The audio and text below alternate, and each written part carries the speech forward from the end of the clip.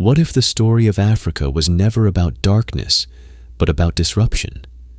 Before the first British fort was raised on a West African coast, before maps were redrawn in London, and long before colonial governors ruled from distant capitals, Africa was home to empires, cities, and trade networks as complex and connected as anywhere else in the world.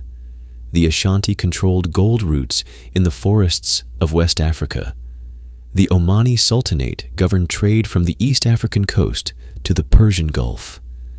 In the highlands of Ethiopia, a Christian empire had existed for centuries, maintaining its sovereignty even as foreign powers approached from all sides. In this documentary, we follow the rise and reach of British colonialism across Africa, from the earliest trading outposts of the 17th century to the drawn-out process of decolonization in the 20th. We will trace how commercial interests grew into military conquest, how missionary ideals turned into imperial governance, and how African resistance shaped and ultimately fractured the empire's hold. Understanding the full arc of British colonialism in Africa means asking difficult questions. How did empire justify itself? How was it built? And why, in the end, did it fall? Let's begin. Long before British ships anchored off Africa's shores, the continent was already in motion, politically, economically, and socially. It was not a single story, but a mosaic of civilizations. Across thousands of miles and centuries of history, African societies governed themselves, fought wars, traded goods, built cities, and maintained cultures shaped by both local traditions and global connections. Understanding what Africa was before British colonialism is essential, not as a preface, but as a foundation. In West Africa, powerful kingdoms emerged and expanded over centuries. The Ashanti Empire, located in what is now Ghana, was founded in the late 17th century. By the early 18th century, it had become a dominant military and trading power. The Ashanti organized a sophisticated bureaucracy, maintained a standing army, and controlled vital gold-producing territories. Gold, kola nuts, and slaves were traded along inland routes and coastal ports. Kumasi, the capital, was a hub of regional administration and diplomacy. To the east, the Kingdom of Benin, already well established by the 15th century, was known for its art, its urban planning, and its diplomatic ties with European powers. The Portuguese were the first Europeans to arrive on Benin's shores in the late 15th century, but contact did not mean control.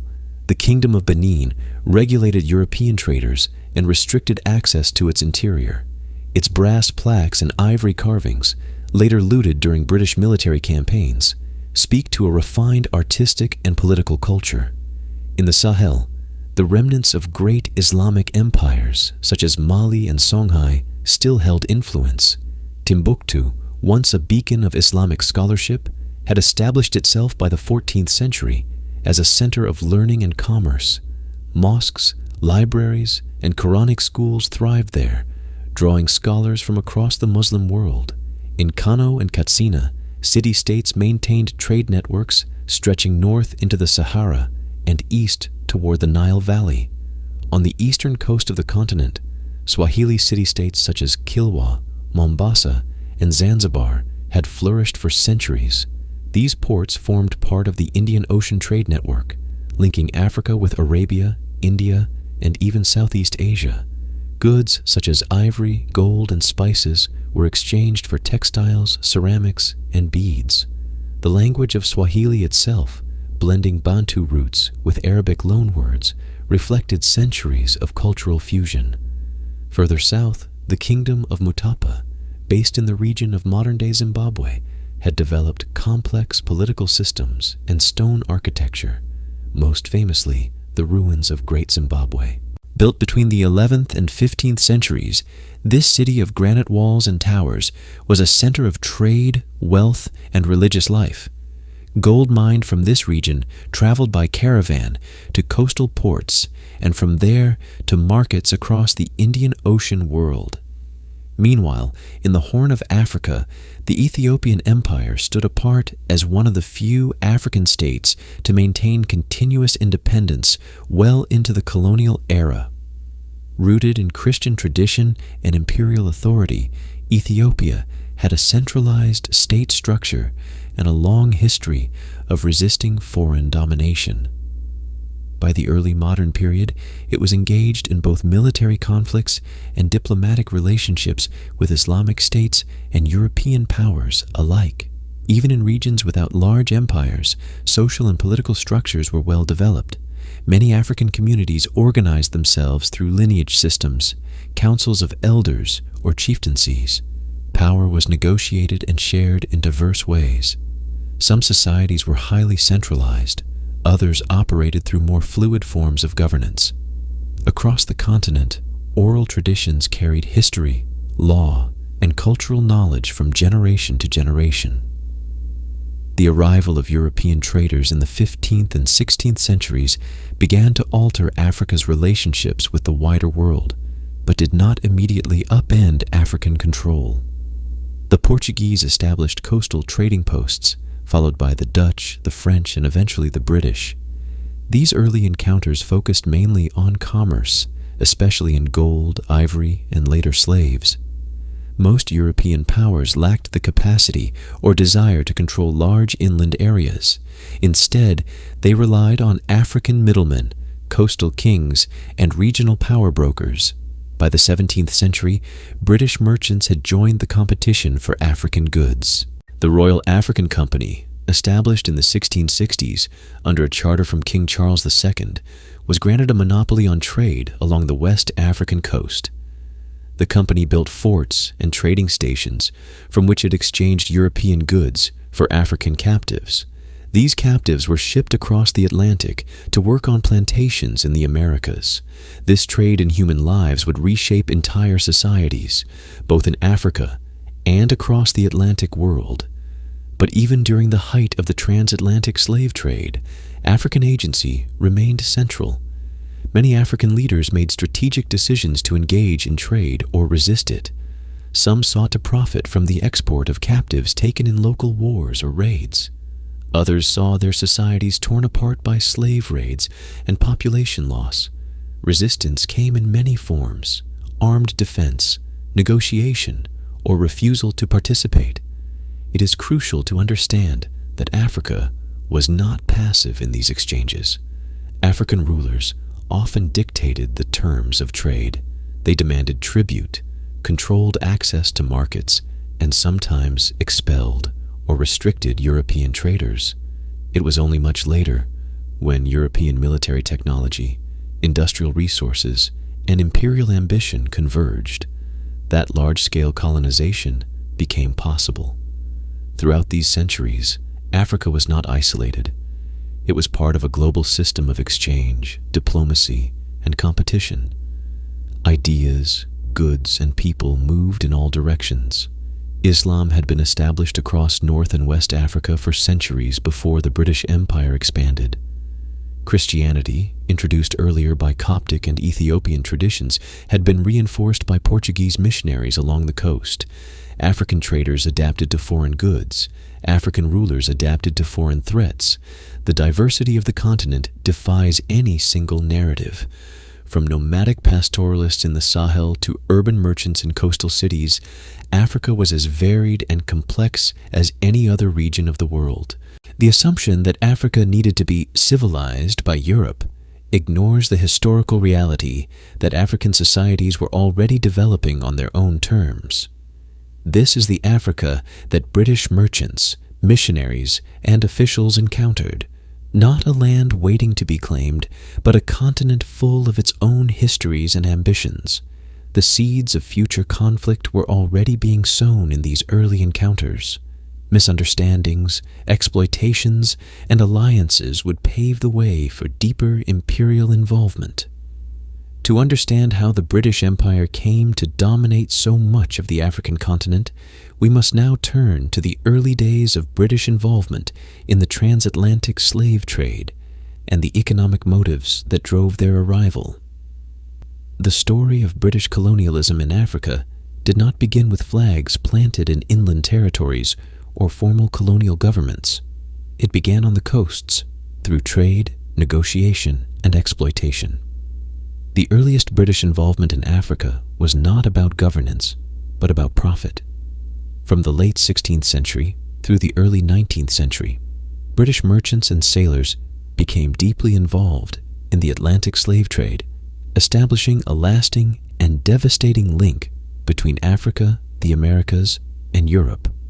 By the time British traders arrived in greater numbers in West Africa during the late 1500s and early 1600s, Portuguese and Spanish merchants had already been active along the coast for over a century. The Portuguese had established trading posts and forts, particularly along the Gulf of Guinea, including at Elmina in present-day Ghana. However, the British soon joined the fierce competition for West African resources, especially gold and human captives. One of the earliest documented British voyages to Africa occurred in the 1550s, led by John Locke, who sailed to the coast of modern-day Ghana and brought a small number of Africans back to England to learn English. While these early expeditions were limited, they signaled growing British interest in West Africa as a commercial zone. In the following decades, privateers like Sir John Hawkins intensified British involvement. Hawkins conducted voyages in the 1560s and 1570s in which he captured or bought Africans and sold them in the Spanish Americas. His journeys were backed by powerful figures in the English court, including Queen Elizabeth I. As the 17th century progressed, British participation in the transatlantic slave trade became more organized. In 1660, King Charles II granted a charter to the Company of Royal Adventurers trading into Africa. This early trading company sought to challenge Dutch and Portuguese control by establishing forts, trading stations, and permanent relationships with African rulers. Though this initial company faltered, it laid the groundwork for what followed. In 1672, the Royal African Company, RAC, was formed. It was granted a royal monopoly over English trade along the West African coast. The RAC played a major role in systematizing the British slave trade, building dozens of forts and trading posts from present-day Senegal to Nigeria. Some of the most notable British forts included Cape Coast Castle and Fort James.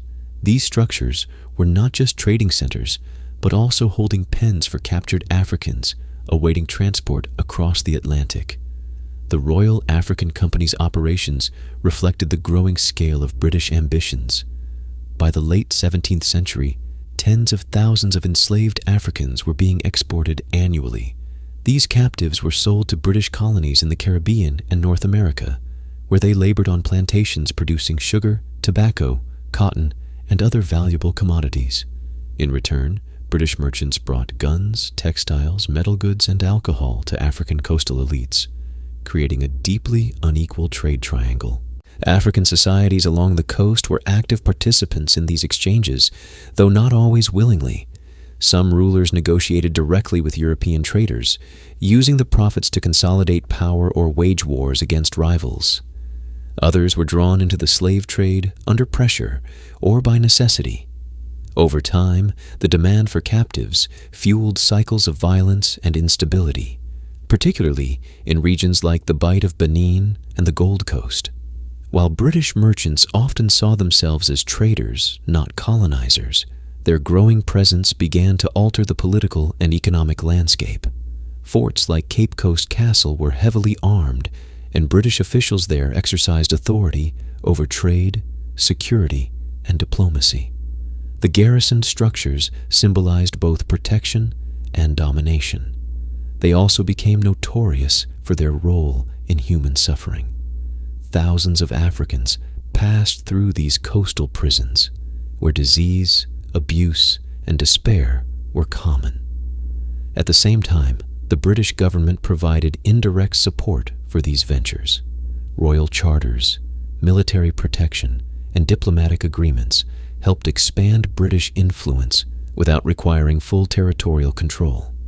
The slave trade became a national enterprise, with profits reaching investors in London, Bristol, and Liverpool.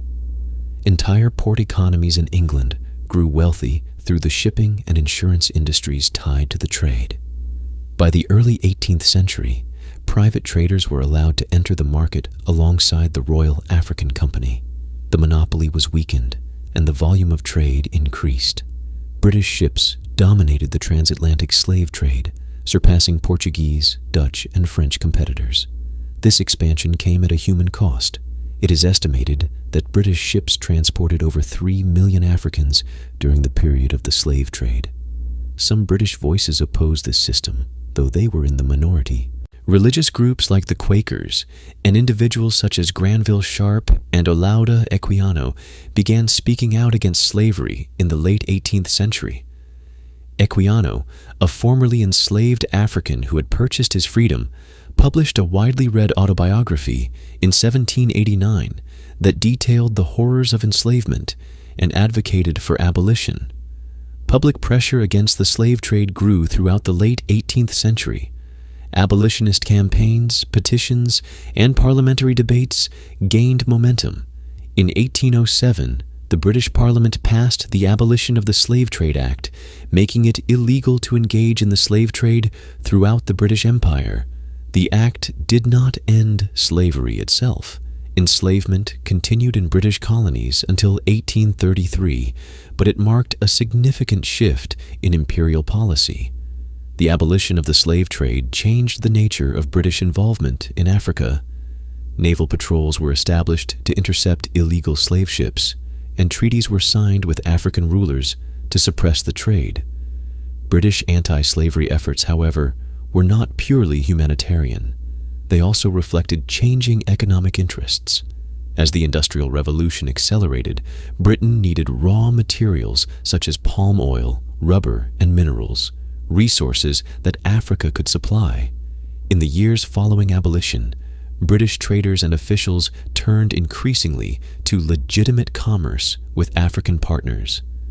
The palm oil trade in West Africa became especially important, driven by the need for industrial lubricants and soap.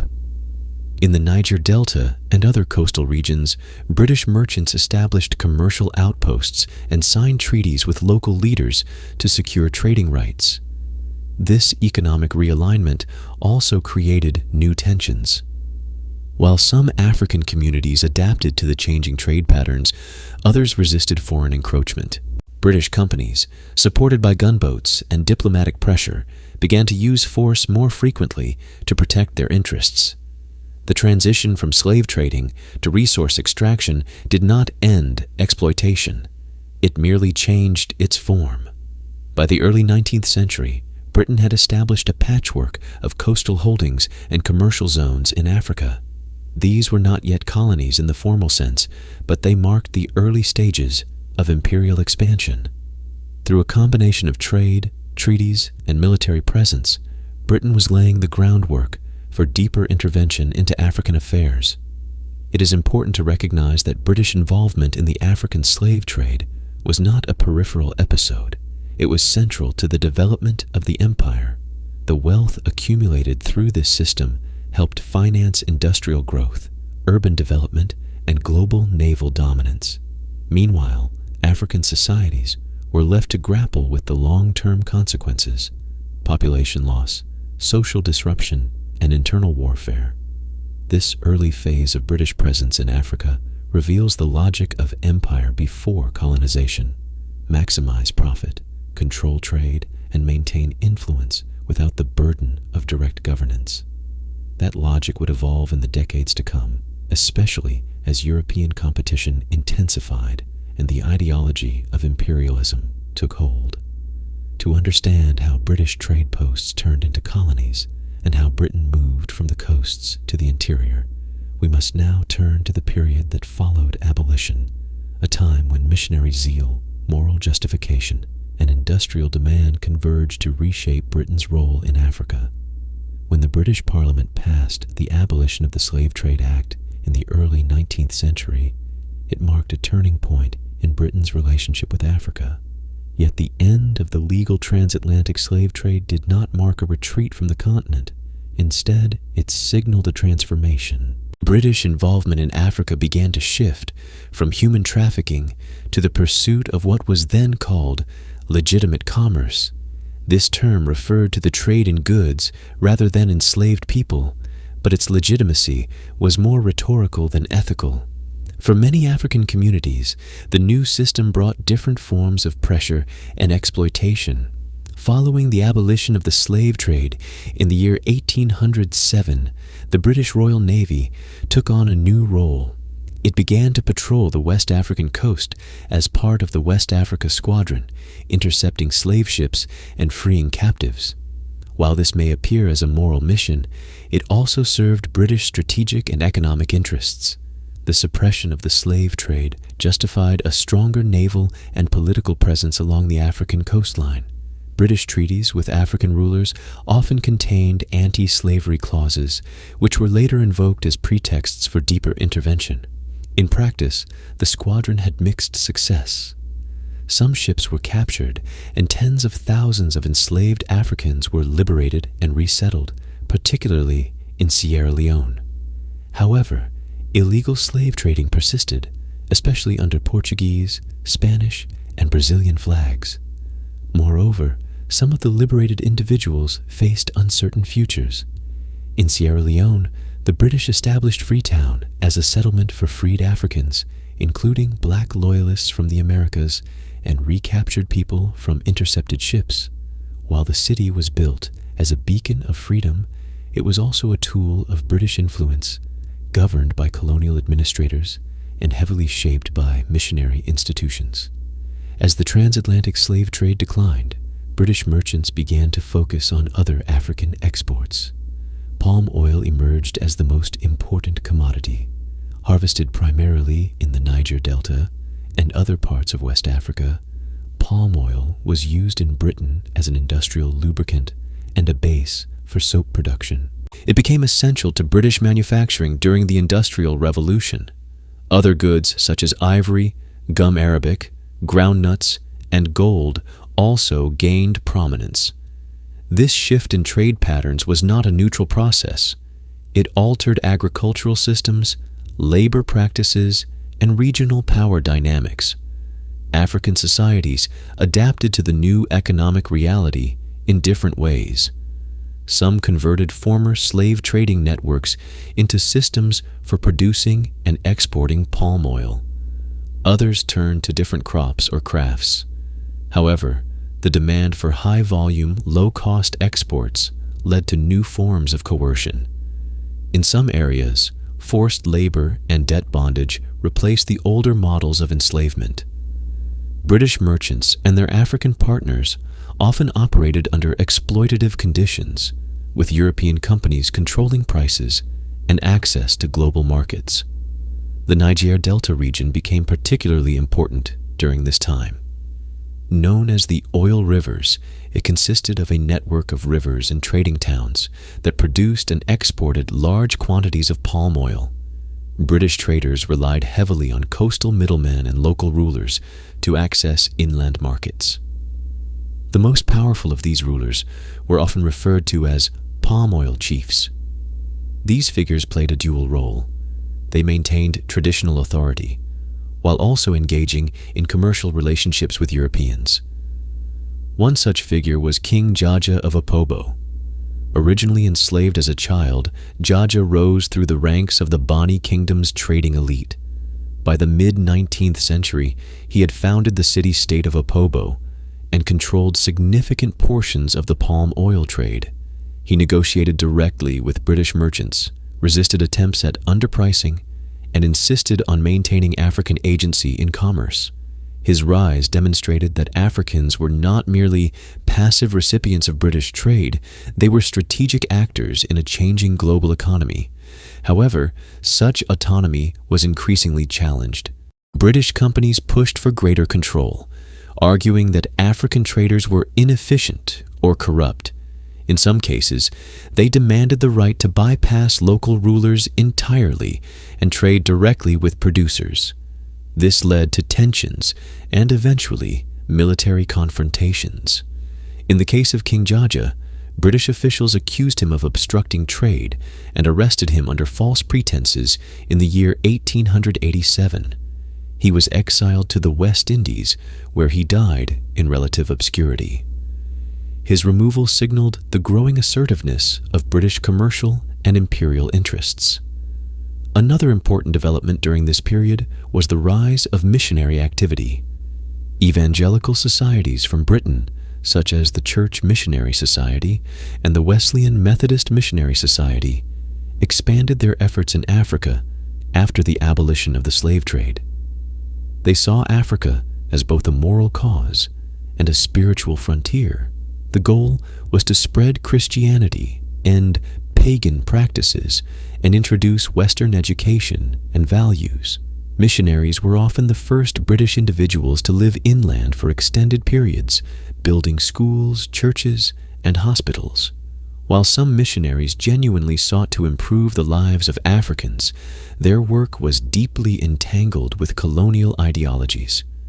Conversion to Christianity was often linked to acceptance of European norms, including Western dress, language, and social structures. African traditions and belief systems were labeled as primitive or evil. In many areas, missionary education became a tool of cultural replacement, yet it also created new African elites, students who became teachers, pastors, or political thinkers, and who later played roles in resistance and independence movements.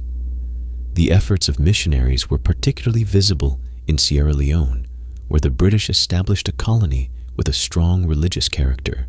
The Fura Bay College, founded in the year 1827, became a center of Christian higher education for West Africa.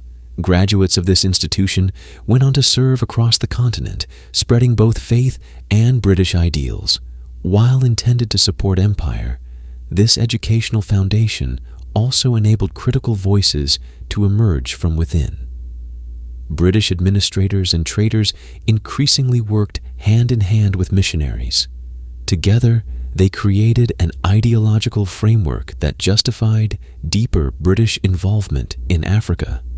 The argument was that trade, Christianity, and civilization formed a moral triad. If Britain could not control African societies through slavery, it would shape them through commerce and conversion. This belief in a civilizing mission would become one of the most enduring justifications for empire. During this same period, Britain also became more active in negotiating treaties with African rulers. These treaties often promised friendship, trade rights, or protection. In reality, they frequently served British interests.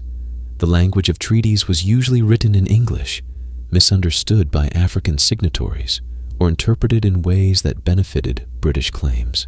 Later, during the formal colonization of Africa, these early agreements were cited as legal grounds for British sovereignty.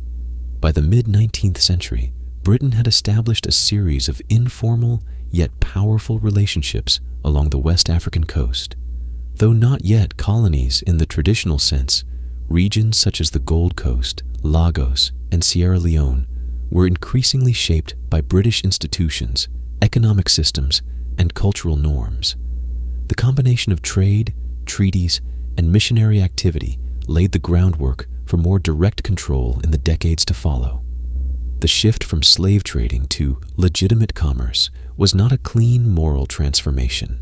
It was a reconfiguration of empire guided by new needs and new justifications. Industrial Britain required raw materials and markets. Africa offered both. What had begun as a commercial presence was slowly evolving into something more permanent and more intrusive. By the middle of the 19th century, British activity in Africa had evolved from coastal trading to a deeper entanglement with the continent's interior. While merchants and naval officers still played major roles, a new set of actors began to shape British engagement: missionaries and explorers. These individuals did not claim territory with weapons or treaties, but their impact was nonetheless profound. They opened paths into previously unfamiliar regions, reshaped perceptions of Africa within British society, and provided a powerful moral justification for imperial expansion. British missionaries had been active in West Africa since the late 18th century, especially in Sierra Leone, but their efforts expanded dramatically during the 19th century. Evangelical revivals in Britain inspired a surge in missionary zeal. Organizations such as the Church Missionary Society, the London Missionary Society, and the Wesleyan Methodist Missionary Society sent dozens of missionaries to Africa. Their aim was to spread Christianity, provide Western education, and, in their view, uplift African societies. Missionary work in Africa was often difficult and dangerous. Many missionaries succumbed to tropical diseases such as malaria within their first few months. Early efforts to settle missionaries in regions such as the Niger Delta and interior West Africa met with repeated failures. Yet the commitment of these individuals was grounded in a sense of duty and moral purpose. Their belief in the universality of Christian salvation, combined with the imperial idea of civilizing others, gave them a powerful motivation to persevere. One of the most influential figures of this period was Mary Slessor, a Scottish missionary who arrived in Nigeria in the 1870s. She became known for her work in the Calabar region, where she campaigned against the killing of twins, a local custom she opposed on religious and moral grounds. Slessor's efforts won her admiration in Britain, and she became a symbol of missionary courage. However, her work also reveals the cultural assumptions that guided many missionaries. African practices were often judged harshly, and local beliefs were dismissed as superstition. Missionaries saw their role as one of transformation, not dialogue. Alongside missionaries came explorers, British men driven by curiosity, ambition, and sometimes a desire for fame. The 19th century was a period of intense geographical interest. Large parts of Africa remained unmapped in the eyes of European powers, and there was growing fascination with the continent's rivers, mountains, and peoples. Exploration was often framed as a scientific or humanitarian endeavor, but it laid the groundwork for imperial conquest. Among the most famous of these explorers was David Livingstone. A Scottish physician and missionary, Livingstone journeyed through Central and Southern Africa between the 1840s and 1870s. He traveled extensively along the Zambezi River and was one of the first Europeans to see Victoria Falls, which he named after Queen Victoria. Livingstone's writings and lectures captured the British public's imagination. He described Africa as a continent of potential, a land rich in resources but held back, in his view, by slavery, ignorance, and backward customs. Livingstone advocated a triad of goals: Christianity, commerce, and civilization.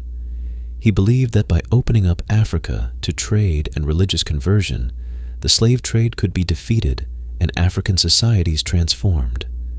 This vision resonated with many in Britain and helped build support for further intervention. Livingstone's disappearance during one of his journeys led to a dramatic search, culminating in the famous meeting between him and Henry Morton Stanley, who reportedly greeted him with the now iconic phrase, "Dr. Livingstone, I presume?" Stanley himself was an explorer of a different sort, more aggressive and more explicitly tied to imperial projects. Though not British by birth, Stanley worked closely with British and Belgian interests. His expeditions mapped vast areas of Central Africa and opened regions that would soon fall under colonial rule. His treatment of African porters and communities was often brutal, reflecting the darker side of exploration. While Livingstone sought to inspire, Stanley sought to conquer. These expeditions did more than gather information. They shifted how Africa was perceived in Britain. Newspapers, books, and lectures portrayed the continent as a place of mystery, danger, and opportunity. Explorers were celebrated as heroes, and their discoveries were seen as steps toward progress. This romanticization masked the real violence and disruption that often accompanied their travels. The work of missionaries and explorers was not confined to mapping geography or spreading religion. It also shaped political attitudes. Missionaries frequently reported on local conditions, conflicts, and leaders. Their letters and reports provided valuable intelligence to colonial officials and influenced British policy. Some missionaries even called for British protection of African converts, arguing that only imperial rule could safeguard their work. One example of this dynamic was the experience in the Niger region. British missionaries working in the area faced resistance from local communities who opposed religious conversion. As tensions grew, missionaries appealed to the British government for support. These appeals were not ignored. Over time, they contributed to a justification for formal British intervention and control. Missionary schools became important institutions. They offered literacy, vocational training, and religious instruction. Graduates of these schools often became part of a new African elite, Christian, English-speaking, and educated in European norms. While some of these individuals adopted British values, others used their education to challenge colonial authority. Figures such as Samuel Ajayi Crowther, a former enslaved African who became the first African Anglican bishop, represented both the success of missionary education and the possibility of African leadership within the church. However, missionaries did not always agree with colonial officials. Tensions emerged over issues such as forced labor, taxation, and military violence. Some missionaries criticized imperial abuses and advocated for more humane policies. Yet even these criticisms were usually framed within the broader belief that British rule, if properly managed, was beneficial. The influence of missionaries and explorers extended beyond Africa. In Britain, they played a key role in building public support for empire. Missionary societies organized speaking tours, fundraising events, and publications that reached a wide audience. Africa was portrayed as a land in need of salvation, both spiritual and material.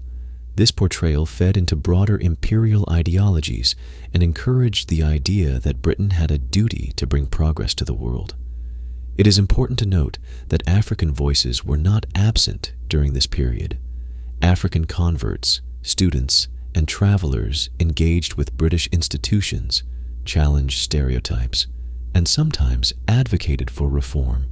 Newspapers, petitions, and debates reflected a growing African public sphere. However, their voices were often marginalized or filtered through British perspectives. By the late 19th century, the groundwork had been laid for a new phase of imperialism. The moral language of missionaries, the scientific claims of explorers, and the economic ambitions of traders all converged. The idea that Britain had a mission to civilize and develop Africa gained momentum. This mission would soon take on a more aggressive form. What had begun as informal influence along the coasts was moving toward formal empire. Treaties, trade, and conversion would be joined by military conquest, administrative rule, and territorial claims. The scramble for Africa was about to begin. By the early 1880s, European powers had built an extensive web of trade posts, missionary settlements, and diplomatic treaties across various parts of the African continent. However, none of these holdings were clearly defined in territorial terms, and no single power had formal sovereignty over vast inland regions. Much of Africa remained legally independent, at least on paper. But the situation was about to change dramatically. A new phase of imperialism was beginning, one defined not by informal influence, but by open territorial competition and state-backed conquest. This era would come to be known as the Scramble for Africa. It was a period marked by rapid European colonization and partitioning of the continent. At the heart of this transformation stood a diplomatic event that shaped the rules of imperial engagement, the Berlin Conference. The Berlin Conference was held between the months of November in the year 1884 and February in the year 1885. It was hosted in Berlin by German Chancellor Otto von Bismarck, a man who until then had shown relatively little interest in overseas colonies. However, As German merchants and explorers began to engage in Africa, Bismarck saw the need to clarify imperial claims and prevent conflict among European powers. Representatives from 14 countries attended the conference, including major colonial players such as Britain, France, Portugal, and Belgium. No African leaders were invited to the table. The entire continent was discussed and divided without African knowledge or consent. This fact alone underscored the nature of the imperial mindset. Africa was seen not as a collection of sovereign societies, but as territory to be acquired, administered, and exploited. The main goal of the Berlin Conference was to regulate European colonization and avoid conflicts between imperial powers. The most significant outcome was the establishment of what became known as the principle of effective occupation. According to this principle, a European power could claim a region of Africa only if it had established a tangible presence there, such as an administrative office, a military post, or an agreement with local authorities. Merely declaring a territory as part of an empire was no longer sufficient. This principle had far-reaching consequences. It created a rush among European nations to establish visible control over African regions before their rivals could do so. For Britain, it meant accelerating efforts to consolidate influence in areas such as West Africa, East Africa, and Southern Africa. British policymakers now believed that hesitation would allow competitors like France, Germany, or Belgium to secure strategic territories. One of the most immediate examples of this race for occupation occurred along the Niger River. The British-backed National African Company, which later became the Royal Niger Company, had been signing treaties with local rulers and trading communities throughout the region. After the Berlin Conference, the British government gave full political support to the company's activities. Treaties that had once been commercial in nature were now cited as legal grounds for sovereignty.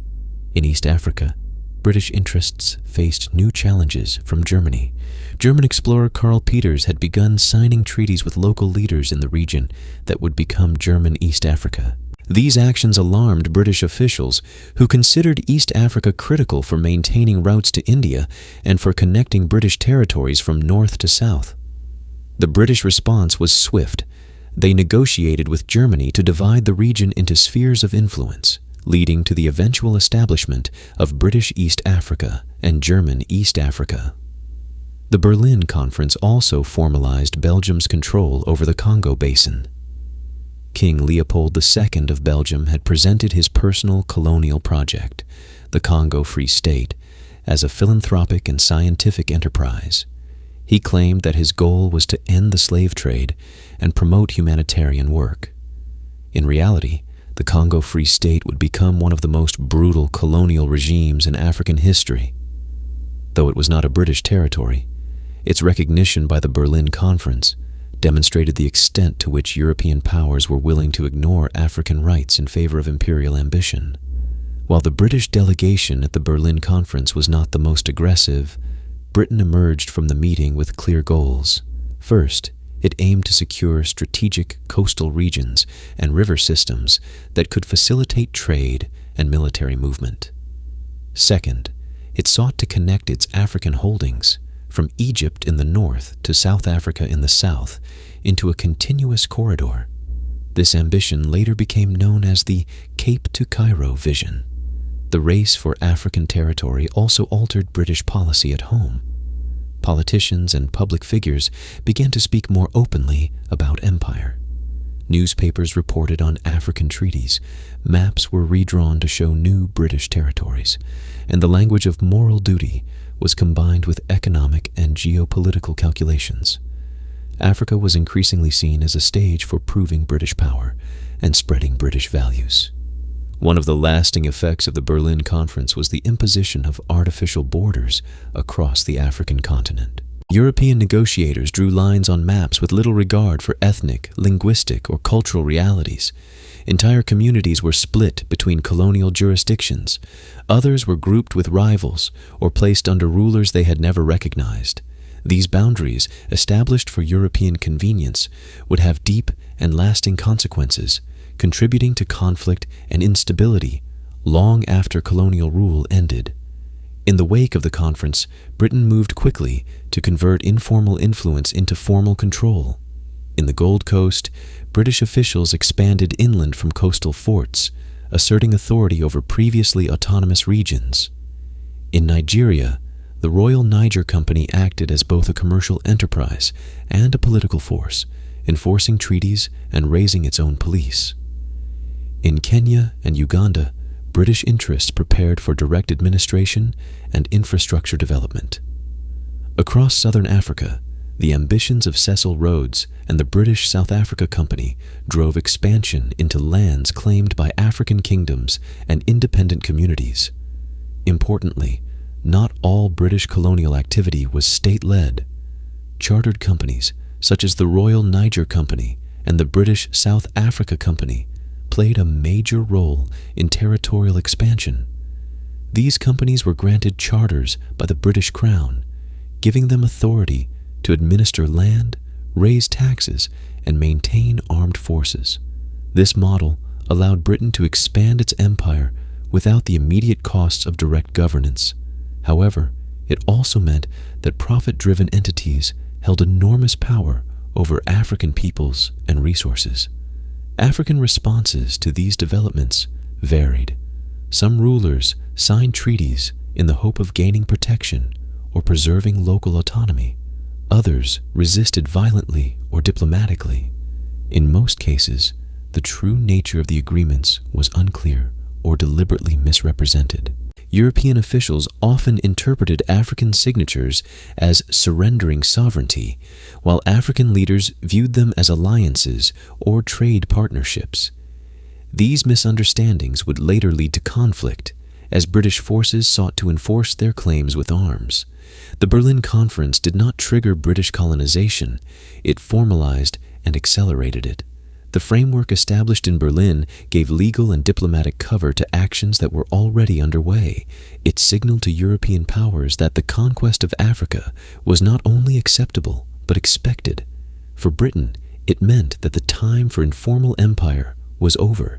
The future would be defined by formal annexation, military campaigns, and administrative rule. This phase of imperialism would be more invasive and more violent. British forces would move inland, confront resistant kingdoms, and dismantle existing political structures. The focus would shift from trade and treaties to conquest and control. Following the Berlin Conference, the British Empire accelerated its efforts to transform West Africa from a network of trade relationships and treaties into a collection of formal colonies. The shift was not simply administrative, it was violent, strategic, and disruptive. Armed with the so-called legitimacy of signed agreements and the principle of effective occupation agreed upon in Berlin, Britain launched a campaign of conquest and consolidation throughout the region. Where negotiation failed, force was used. The final 15 years of the 19th century were marked by a series of wars, occupations, and the systematic dismantling of African sovereignty across West Africa. In Nigeria, the Royal Niger Company played a leading role. Although it was a private corporation, it functioned with state-like authority, granted by a royal charter in the mid-1880s. The company, under the leadership of Sir George Goldie, used a combination of treaties, trade monopolies, and military actions to dominate the Niger River region. Goldie envisioned a British-controlled commercial empire stretching deep into the interior of what is now Nigeria. African rulers in the region were often pressured or deceived into signing treaties that ceded authority to the company. Many of these documents were written in English, poorly translated, or entirely misunderstood by the local signatories. To the company, a signed treaty meant sovereignty. To the African leaders, it often meant commercial partnership or alliance. When disputes arose, as they frequently did, the company responded with military expeditions, seizing towns and imposing punitive measures. One major resistance figure in this period was Nana of Itsekiri, also known as Nana Olomu, a powerful trader and chief who controlled important palm oil routes in the Niger Delta. Nana had built a prosperous trading network and resisted the Royal Niger Company's attempt to bypass his authority. In response, the company launched a military campaign in the year 1894. After weeks of bombardment and siege, Nana was captured and exiled. His fall allowed the company to tighten its grip on the region and control inland trade routes more directly. Meanwhile, in present-day Ghana, then known as the Gold Coast, the British clashed repeatedly with the Ashanti Empire. The Ashanti had long been one of the most powerful kingdoms in West Africa, with a centralized administration, a formidable army, and a capital at Kumasi. The British had previously fought several wars with the Ashanti throughout the 19th century, but the final and most decisive conflict came in the year 1895. British authorities, determined to break Ashanti resistance once and for all, demanded that the Ashanti king accept British protection and allow a British resident in Kumasi. When King Prempeh I refused, British forces invaded. Despite offering no armed resistance at the outset, Prempeh was captured and Kumasi was looted. The royal regalia, gold ornaments, and sacred objects were taken as trophies. Prempeh and other leaders were exiled to the Seychelles, but the Ashanti were not yet defeated. In the year 1899, the British attempted to impose a colonial administration on the Ashanti territories. This led to the War of the Golden Stool in the year 1900, a final act of defiance. The Golden Stool symbolized the soul of the Ashanti nation, and when the British governor, Sir Frederick Hodgson, demanded to sit on it, the affront sparked an armed uprising. Under the leadership of Ya Asantewa, Queen Mother of Ejisu, Ashanti forces laid siege to the British fort in Kumasi for several months.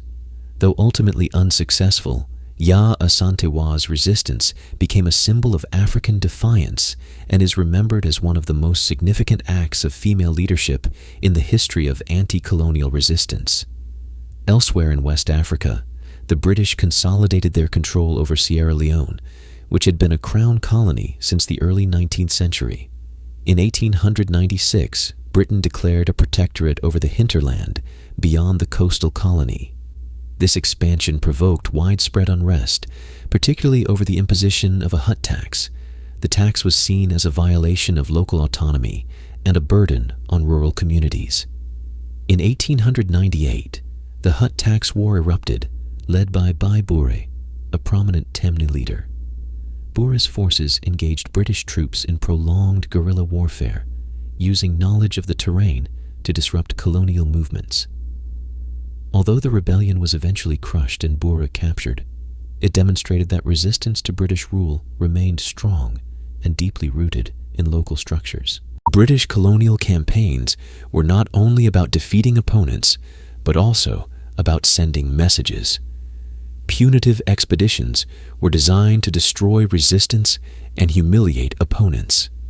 Entire towns were burned, leaders exiled, and traditional institutions dismantled. The goal was not merely to conquer, but to assert unchallenged authority. Military conquest was accompanied by new systems of governance. Once a region was declared under British control, administrators were appointed to enforce order and oversee taxation, trade, and infrastructure. These colonial officials often relied on a policy known as indirect rule, where local chiefs were used to enforce British authority. However, this system worked only where suitable local structures existed, and even then, it often distorted traditional power dynamics. Chiefs were sometimes appointed by the British with little regard for legitimacy, leading to tensions and breakdowns in local governance. In some areas, particularly in northern Nigeria, the British encountered Islamic states with well-established institutions. The Sokoto Caliphate, one of the largest Islamic empires in Africa at the time, had a complex administrative system and a network of emirs. British forces, led by Frederick Lugard, launched a series of military campaigns to subdue the caliphate, culminating in the occupation of Sokoto in the early 20th century.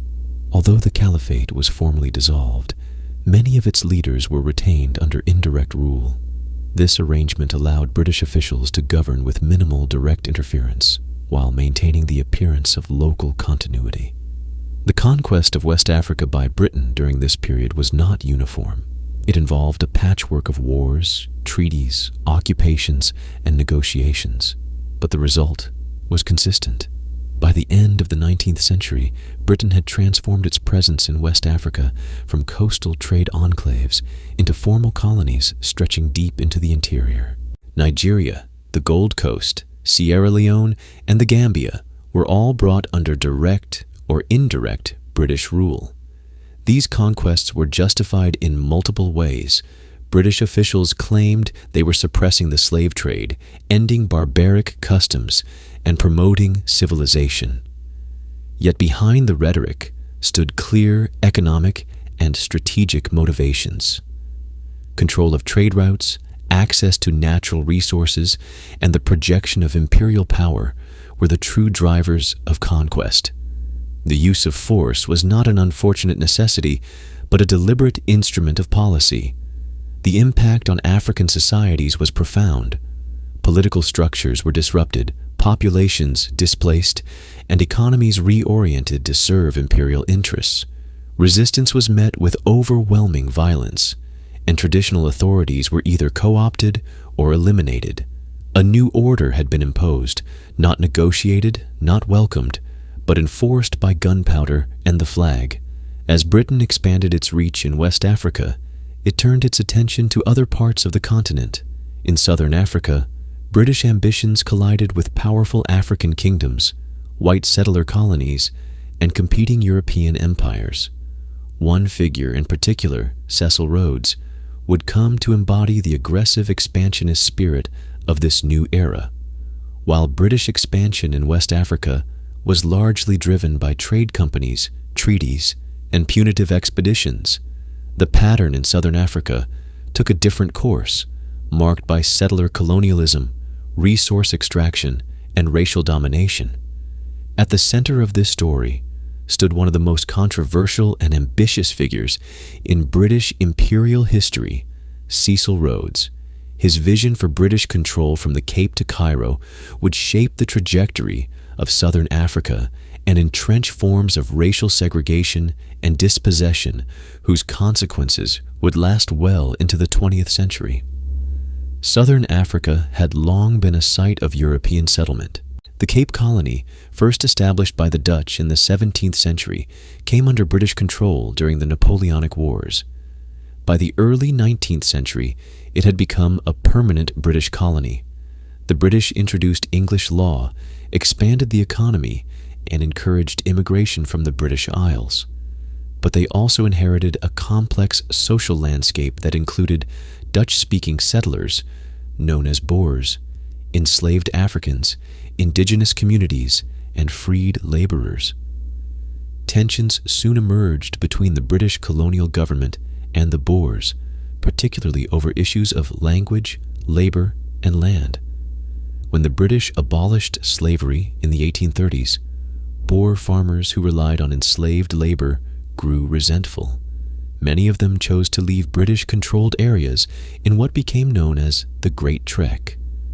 This migration led to the establishment of several Boer republics inland, most notably the Orange Free State and the South African Republic, also known as the Transvaal. These republics asserted their independence and maintained racial hierarchies that excluded African peoples from political rights and land ownership. For much of the mid-19th century, the British tolerated the existence of these republics, focusing instead on coastal trade and limited frontier expansion. But that changed with the discovery of minerals. In the 1860s, vast diamond deposits were found near Kimberley, on the border of the Cape Colony and Boer territories. This discovery triggered a diamond rush, attracting thousands of prospectors and transforming the region's political economy. At the center of this boom stood Cecil Rhodes, a young British immigrant who arrived in South Africa for health reasons and soon became involved in the diamond trade. Through strategic partnerships, mergers, and aggressive business tactics, Rhodes consolidated control of the diamond industry under a single company, De Beers Consolidated Mines. By the 1880s, De Beers held a near monopoly on global diamond production. Rhodes was not just a businessman, he was a committed imperialist. He believed deeply in British superiority and saw empire as a civilizing mission. In his view, it was Britain's destiny to rule large parts of the globe, especially Africa. Rhodes entered politics and became Prime Minister of the Cape Colony in the early 1890s. He used his position to expand British influence in the region and to promote policies that marginalized African communities. One of his most significant achievements, or failures, depending on perspective, was the creation of the British South Africa Company, modeled after earlier chartered companies. With a royal charter, Rhodes was granted the authority to annex, administer, and exploit vast territories north of the Limpopo River. This led to the colonization of areas that would later become known as Southern Rhodesia, present-day Zimbabwe, and Northern Rhodesia, present-day Zambia. Rhodes sent agents and military forces to negotiate treaties with local rulers, often using vague language and false promises. When resistance emerged, the company responded with violence. The Ndebele and Shona peoples of Zimbabwe resisted British incursions in the 1890s, but were eventually defeated through a combination of military force and scorched earth tactics. In addition to military campaigns, Rhodes laid the foundations for settler-colonialism. He encouraged white settlers to occupy the newly conquered territories, offering them land and administrative posts. African land was appropriated, traditional leaders were sidelined or manipulated, and new systems of taxation forced African communities into wage labor on farms, in mines, and in towns. In the colonies bearing his name, Rhodes sought to replicate the racial order he supported in the Cape, an order that privileged white settlers while disenfranchising the African majority. Rhodes's ambition was not limited to southern Africa. He dreamed of a continuous British corridor stretching from the Cape in the south to Cairo in the north. This Cape to Cairo vision was both a political fantasy and a strategic objective. It aimed to link British colonies through railways, telegraphs, and trade routes, creating a massive zone of imperial influence that would counter rival European powers and connect the empire's African holdings into one integrated system. While the Cape to Cairo scheme was never fully realized, it guided British strategic thinking for decades. The idea symbolized British confidence and imperial reach, and it was used to justify expansion into East and Central Africa. Rhodes, through his companies and his political connections, helped push Britain further into the African interior. However, Rhodes's legacy is inseparable from the racial ideologies he promoted. Under his leadership, laws were introduced in the Cape Colony that restricted voting rights for black Africans and people of mixed descent. Although the Cape had previously allowed limited non-white suffrage under a property-based franchise, Rhodes worked to undermine this system. He believed that political power should rest exclusively with white settlers, and that African people should be ruled, not represented. One of the most infamous policies associated with Rhodes was the Glenn Gray Act of the year 1894. This law sought to restrict African land ownership in rural areas and to compel Africans to seek work in white-controlled industries. It laid the groundwork for later segregationist policies and influenced the development of apartheid in the 20th century. Rhodes's influence extended beyond his lifetime. His name was attached to cities, territories, and institutions. He used his wealth to establish the Rhodes Scholarships, intended to bring young men from across the British Empire and the United States to study at Oxford University. He believed that by training future imperial leaders, he could shape the direction of global politics.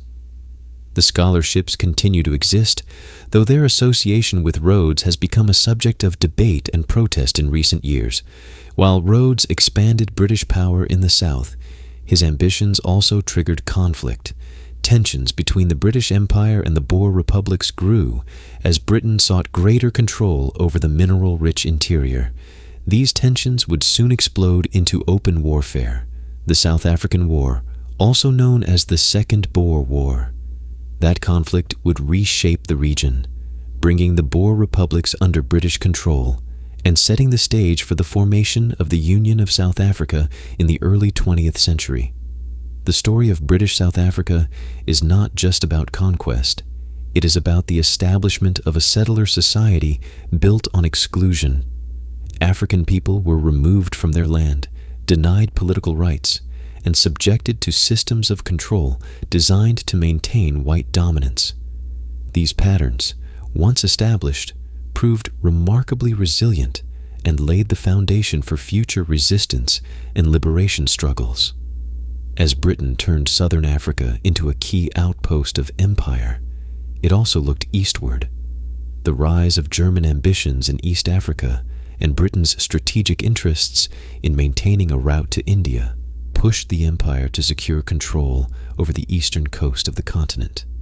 As the 19th century moved into its final decades, British strategic thinking shifted to include not only commercial and territorial ambitions, but also broader geopolitical concerns. Nowhere was this more evident than in East Africa. Here, the British Empire's objectives became deeply intertwined with its most prized possession, India.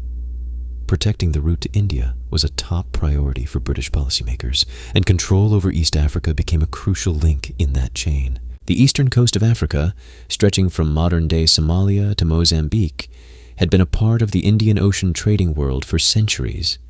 Arab traders, Persian merchants, and Indian seafarers had long interacted with the Swahili-speaking coastal communities. The region was deeply Islamic in character and had cultural and economic ties to Arabia, Persia, and the western coast of India. For the British, East Africa offered both a gateway to the interior and a strategic position along their imperial lifeline. During the earlier part of the 19th century, the Sultanate of Zanzibar, under Sultan Said bin Sultan and his successors, held significant control over the East African coast. The Sultan ruled from the island of Zanzibar, but exercised authority over coastal cities such as Mombasa, Tanga, and Lamu. These towns served as hubs for the trade in ivory, cloves, and enslaved people. Although Britain had officially turned against the slave trade by the early 1800s, the practice remained common in East Africa, prompting British officials to pressure the sultans of Zanzibar into signing anti-slavery treaties. By the 1870s, Britain had increased its presence in the region. The British consul in Zanzibar took on growing influence over local affairs, particularly as Britain sought to curb the slave trade and expand commercial ties. But British involvement was not without competition. Germany, newly unified and seeking an overseas empire, began to assert itself in East Africa. In the early 1880s, German agents signed treaties with chiefs along the Tanganyikan coast, laying the foundation for what would become German East Africa. This sudden German activity alarmed British policymakers. While they had long viewed East Africa as within their informal sphere of influence, they had taken little formal action to assert control. Now, they were forced to act. The result was a diplomatic negotiation between Britain and Germany that carved up the region without reference to African populations or political realities. The Heligoland-Zanzibar Treaty of the year 1890 formalized this division. Under the agreement, Germany recognized British claims to Kenya and Uganda, while Britain acknowledged German control over present-day Tanzania. The treaty also transferred the North Sea island of Heligoland to Germany in exchange for Zanzibar falling more clearly under British influence. Though it appeared to be a mutual compromise, the treaty marked a turning point. Britain now moved quickly to consolidate its hold over East Africa. To secure control and connect inland territories with the coast, Britain initiated the construction of the Uganda Railway. This ambitious infrastructure project was designed to link the port of Mombasa to the shores of Lake Victoria, deep in the interior. The railway served multiple purposes. It would facilitate the movement of troops and administrators, allow for the export of raw materials, and open up the highlands of Kenya for European settlement.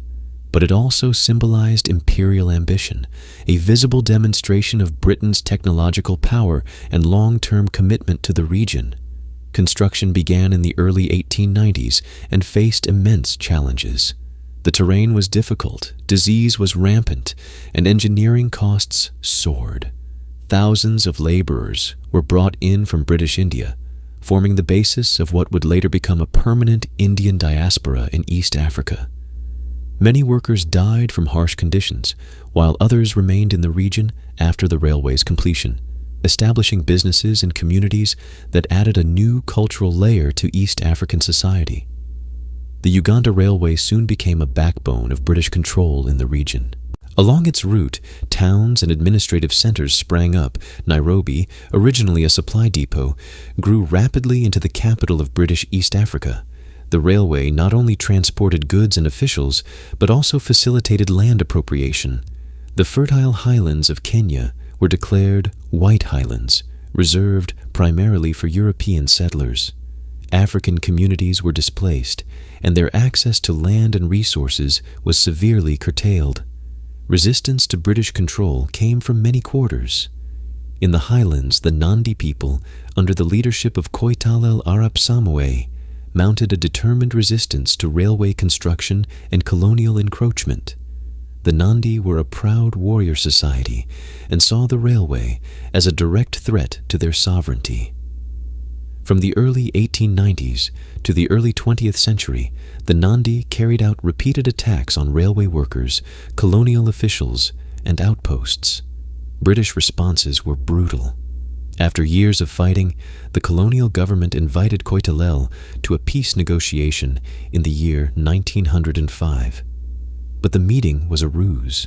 Koitalel was assassinated by a British officer, effectively ending Nandi resistance. This event, though rarely acknowledged in British histories of the time, became a lasting symbol of betrayal and resistance in Kenyan memory. Elsewhere, resistance took different forms.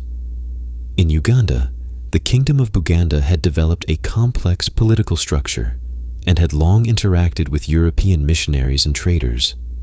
The British negotiated protectorate status with the Bugandan elite, preserving the kingdom's internal structure while subordinating it to British rule. This model of indirect rule would become a feature of British governance across East Africa. However, not all communities accepted British authority so willingly, and sporadic revolts continued well into the 20th century. The transformation of East Africa under British colonialism was not merely political. It was also economic and cultural. The introduction of cash crops, such as coffee and tea, reshaped agricultural patterns. African farmers were often pushed onto marginal lands or coerced into growing export crops instead of food for local consumption. Taxes, including hut taxes and poll taxes, forced Africans into wage labor. Many were employed on settler farms, in railway maintenance, or in colonial service. Social divisions deepened. The colonial economy favored European settlers and Indian merchants, while African communities bore the burden of labor and taxation. Urban centers became racially segregated, with separate facilities, housing, and educational institutions. The colonial administration codified these divisions, shaping patterns of inequality that persisted long after independence. Yet even within this oppressive system, new forms of African agency emerged.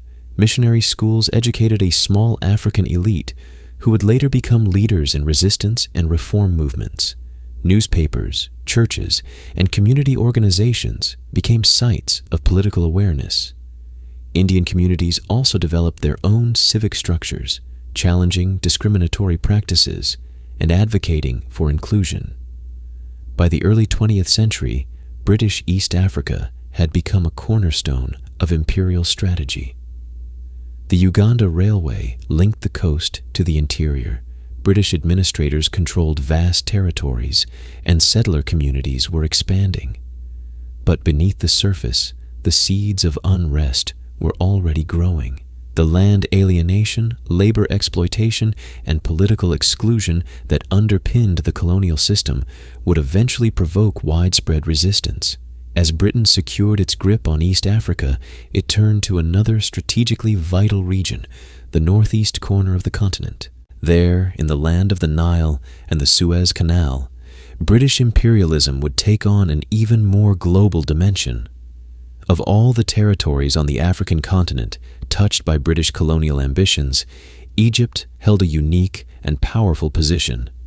Strategically located at the crossroads of Africa, Asia, and Europe, Egypt was not only a cultural and historical center, it was the gateway to the British Empire's most valuable possession, India. By the late 19th century, British policymakers viewed Egypt as essential to the survival and supremacy of their global empire. Control of Egypt would mean control of the Suez Canal, and control of the canal meant the ability to project power and transport goods across 3 continents with unmatched speed and efficiency. The origins of British involvement in Egypt were not rooted in direct colonization, but in finance and diplomacy.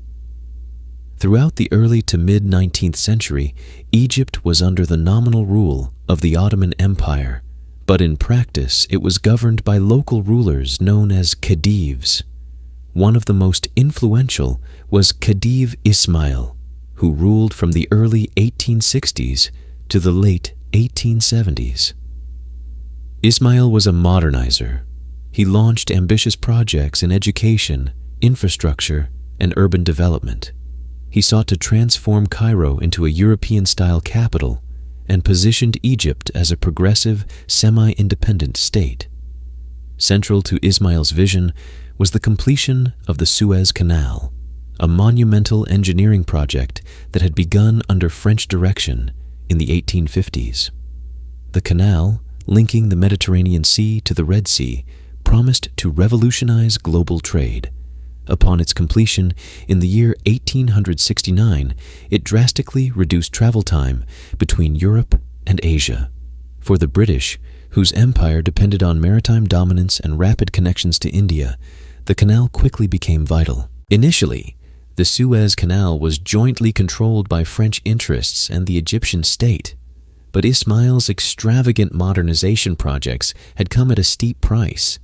To fund his reforms, he had borrowed heavily from European banks, plunging Egypt into debt.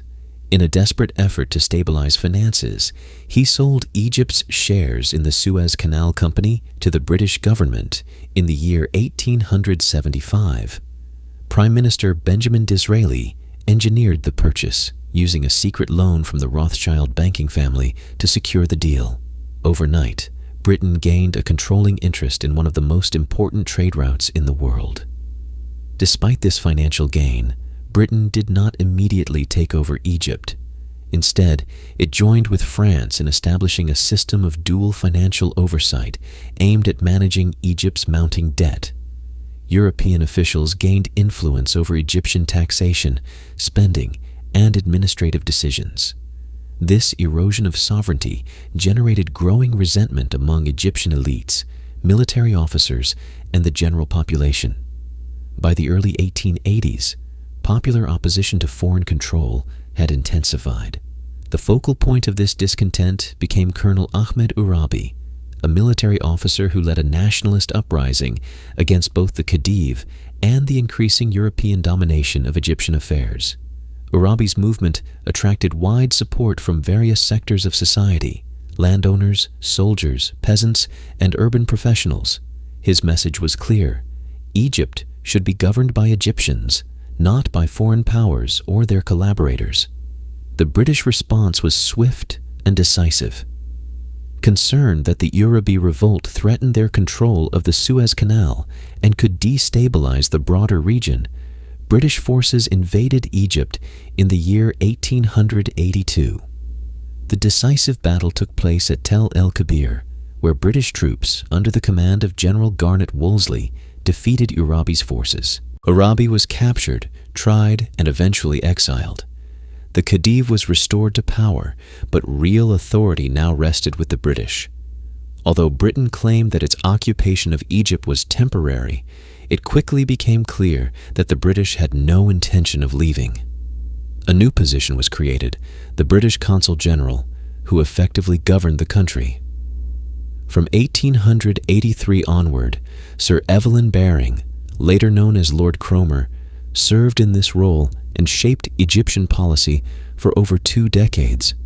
Under his administration, Egypt was ruled as a veiled protectorate, officially part of the Ottoman Empire, but in reality controlled by Britain. Cromer's rule prioritized economic reform, debt repayment, and administrative efficiency. He reduced government spending, expanded cotton production, and sought to stabilize Egypt's finances. But these reforms came at the expense of Egyptian self-governance and social progress. Education spending was slashed, political freedoms were curtailed, and Egyptians were excluded from meaningful participation in the colonial administration. British officials dominated the bureaucracy, and decisions were made in London or by the Consul General, not by Egyptians themselves. The occupation also transformed the Egyptian economy. Cotton, already an important crop, became the cornerstone of export agriculture. British textile mills relied on Egyptian cotton, and the emphasis on monoculture deepened Egypt's dependence on external markets. Land ownership became increasingly concentrated, with wealthy landlords benefiting from British policies, while small farmers struggled under rising taxes and limited access to credit. Despite British claims of order and modernization, Egyptian resentment simmered beneath the surface. Intellectuals, religious leaders, and laborers all voiced dissatisfaction in various forms. By the early 20th century, nationalist movements were beginning to take shape. New political parties, newspapers, and civic organizations emerged, laying the groundwork for future challenges to British rule. While Egypt was not formally declared a British colony, it functioned as a crucial part of the empire. The Suez Canal served as the artery through which troops, goods, and communications flowed between Britain, India, and other Asian colonies. During times of conflict, such as the Mahdist Wars in Sudan and later the World Wars, control of the canal proved strategically indispensable. The British military also expanded its presence in Egypt, constructing barracks, fortifications, and administrative centers. Cairo became a hub of imperial activity, a base from which Britain projected influence into Sudan, the Arabian Peninsula, and the Eastern Mediterranean. Egyptian soldiers were recruited to serve in British campaigns, often fighting in distant lands under foreign command. Yet the very strategic importance that made Egypt valuable also made British control vulnerable. The longer Britain remained, the more difficult it became to justify the occupation. Egyptian nationalism continued to grow, drawing inspiration from both Western liberalism and Islamic reform movements. Figures such as Mustafa Kemal and Saad Zaghloul would, in the early 20th century, lead organized efforts to end British rule and restore Egyptian sovereignty. In the broader context of African colonialism, Egypt occupied a unique space. It was not conquered in the same manner as Nigeria or Kenya. Its conquest came through financial leverage, military intervention, and indirect governance. Yet the impact was no less profound. British rule reshaped Egyptian society, economy, and politics. It inserted Egypt into the framework of empire while denying its people the rights of citizenship or self-determination. Moreover, the occupation of Egypt set a precedent for British imperialism elsewhere. It demonstrated how financial interests could justify military action. It showed how strategic concerns, particularly the protection of trade routes, could override diplomatic norms. And it established the model of indirect control through local rulers and European administrators that would be replicated across other parts of the British African Empire. As the 19th century drew to a close, British control of Egypt was firmly established. The Suez Canal remained under British protection, and Cairo functioned as a center of colonial power. But unrest was building, both in Egypt and beyond. To the south, in the vast region of Sudan, a new challenge was emerging. There, a religious and political uprising against Egyptian and British rule would escalate into one of the most dramatic and violent confrontations in the history of British Africa. While British control over Egypt was consolidated in the 1880s, the region to the south, Sudan, remained turbulent, contested, and far more difficult to govern. Sudan's vast deserts, scattered population centers, and complex mix of ethnic and religious communities presented a challenge that tested the limits of imperial power. What followed was one of the most dramatic and violent episodes in Britain's African colonial history, the Mahdist Uprising and the protracted conflict known as the Mahdist Wars. Sudan, at the time, was not an independent entity, but was ruled as part of the Egyptian domain, under the Ottoman Empire's nominal authority. The Egyptians had extended their control into Sudan during the early 19th century under Muhammad Ali and his successors. This expansion was driven by a desire for territorial growth, access to resources, and the recruitment of Sudanese soldiers for the Egyptian army. However, Egyptian rule over Sudan was deeply unpopular. Under the Khedives, the Sudanese population suffered from high taxation, forced conscription, and harsh administrative policies. Corruption was widespread, and local grievances were often ignored. Many Sudanese, especially in rural areas, viewed the Egyptian authorities as foreign occupiers.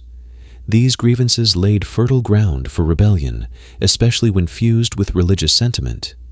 In the early 1880s, a charismatic Islamic leader emerged from this discontent, Muhammad Ahmad ibn Abdallah, a Sufi mystic from Dongola in northern Sudan.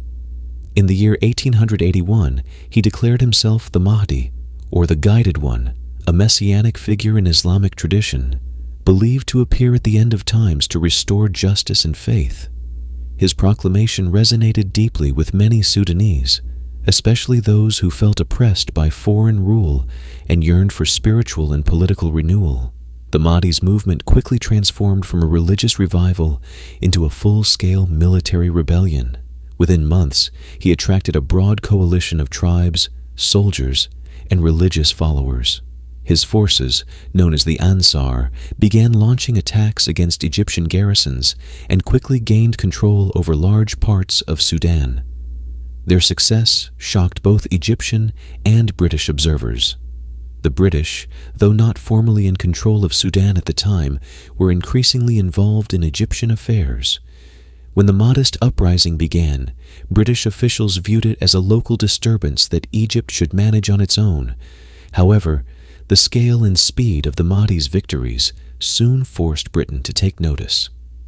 In 1883, the Egyptian government, under British advisement, sent a large expeditionary force led by British officer Colonel William Hicks to crush the rebellion. The campaign ended in disaster. Hicks and nearly his entire force, consisting of tens of thousands of men, were annihilated at the Battle of El Obeid. The defeat marked a turning point. The Mahdi's forces were now seen as a serious threat, not only to Egypt's control over Sudan, but to British interests in the region. In response, the British government reluctantly agreed to withdraw from Sudan. General Charles Gordon, a celebrated military figure who had previously served as governor of Sudan under Egyptian authority, was dispatched to oversee the evacuation of Egyptian troops and civilians from Khartoum. Gordon, a deeply religious and independent-minded man, had his own ideas about how to handle the crisis. Upon arriving in Khartoum in early 1884, he chose not to evacuate, but instead fortified the city and prepared for a siege. Gordon's decision was controversial. While he believed he could hold off the Mahdist forces or negotiate a settlement, the British government was wary of deeper entanglement. Prime Minister William Gladstone resisted calls for reinforcements, hoping to avoid a prolonged imperial commitment. But public sentiment in Britain soon turned in Gordon's favor.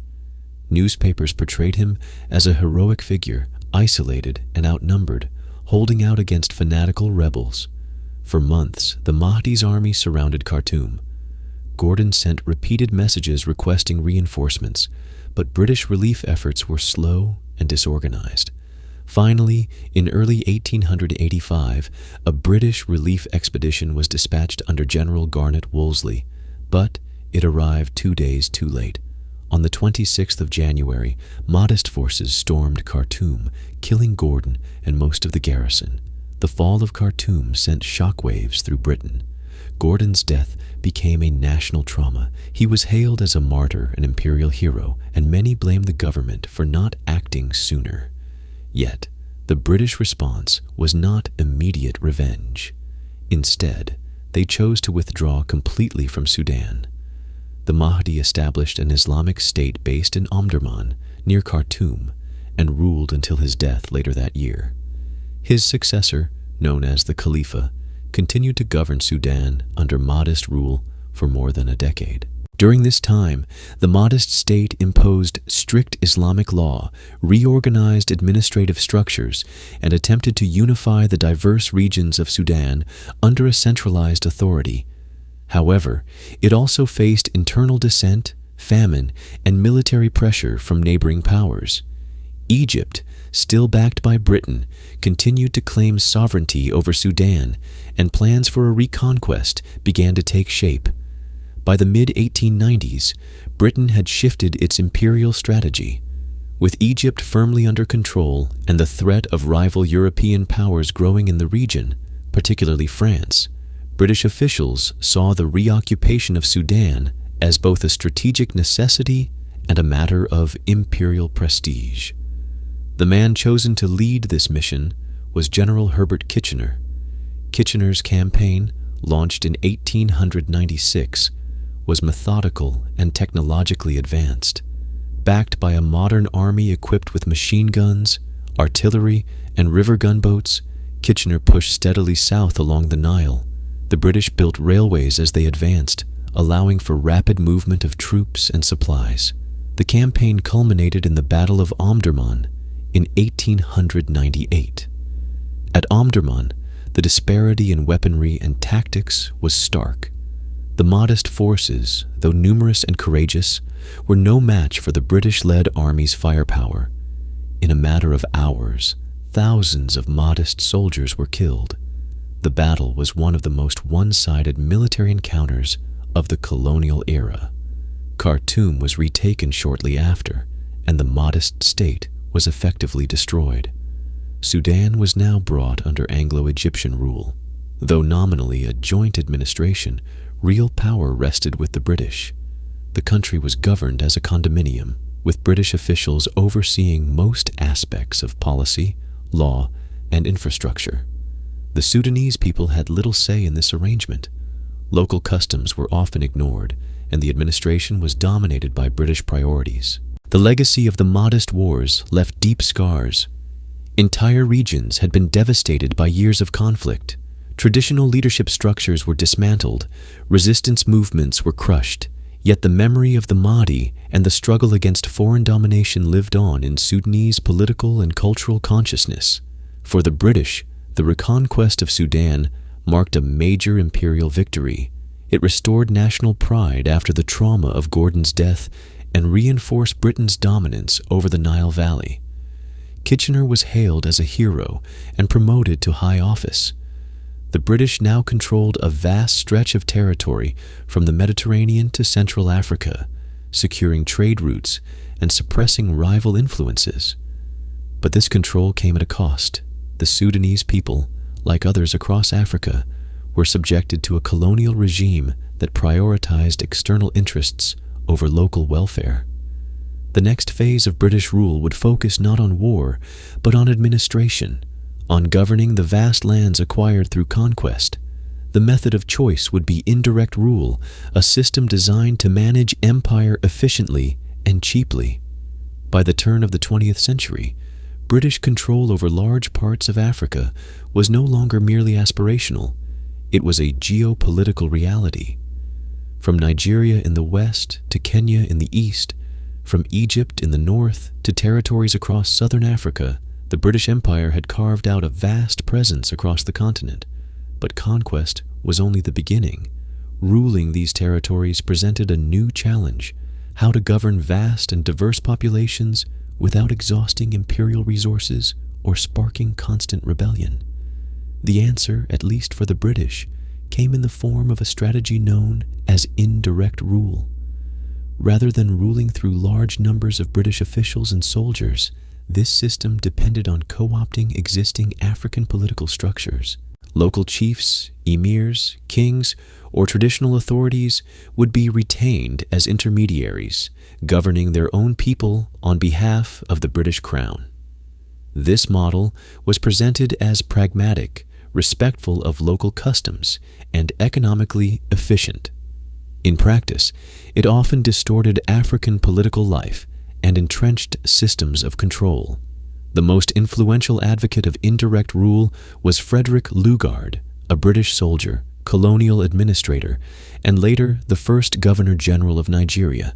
Lugard had extensive experience in West Africa, particularly in northern Nigeria, where powerful Islamic states such as the Sokoto Caliphate had long maintained centralized systems of governance.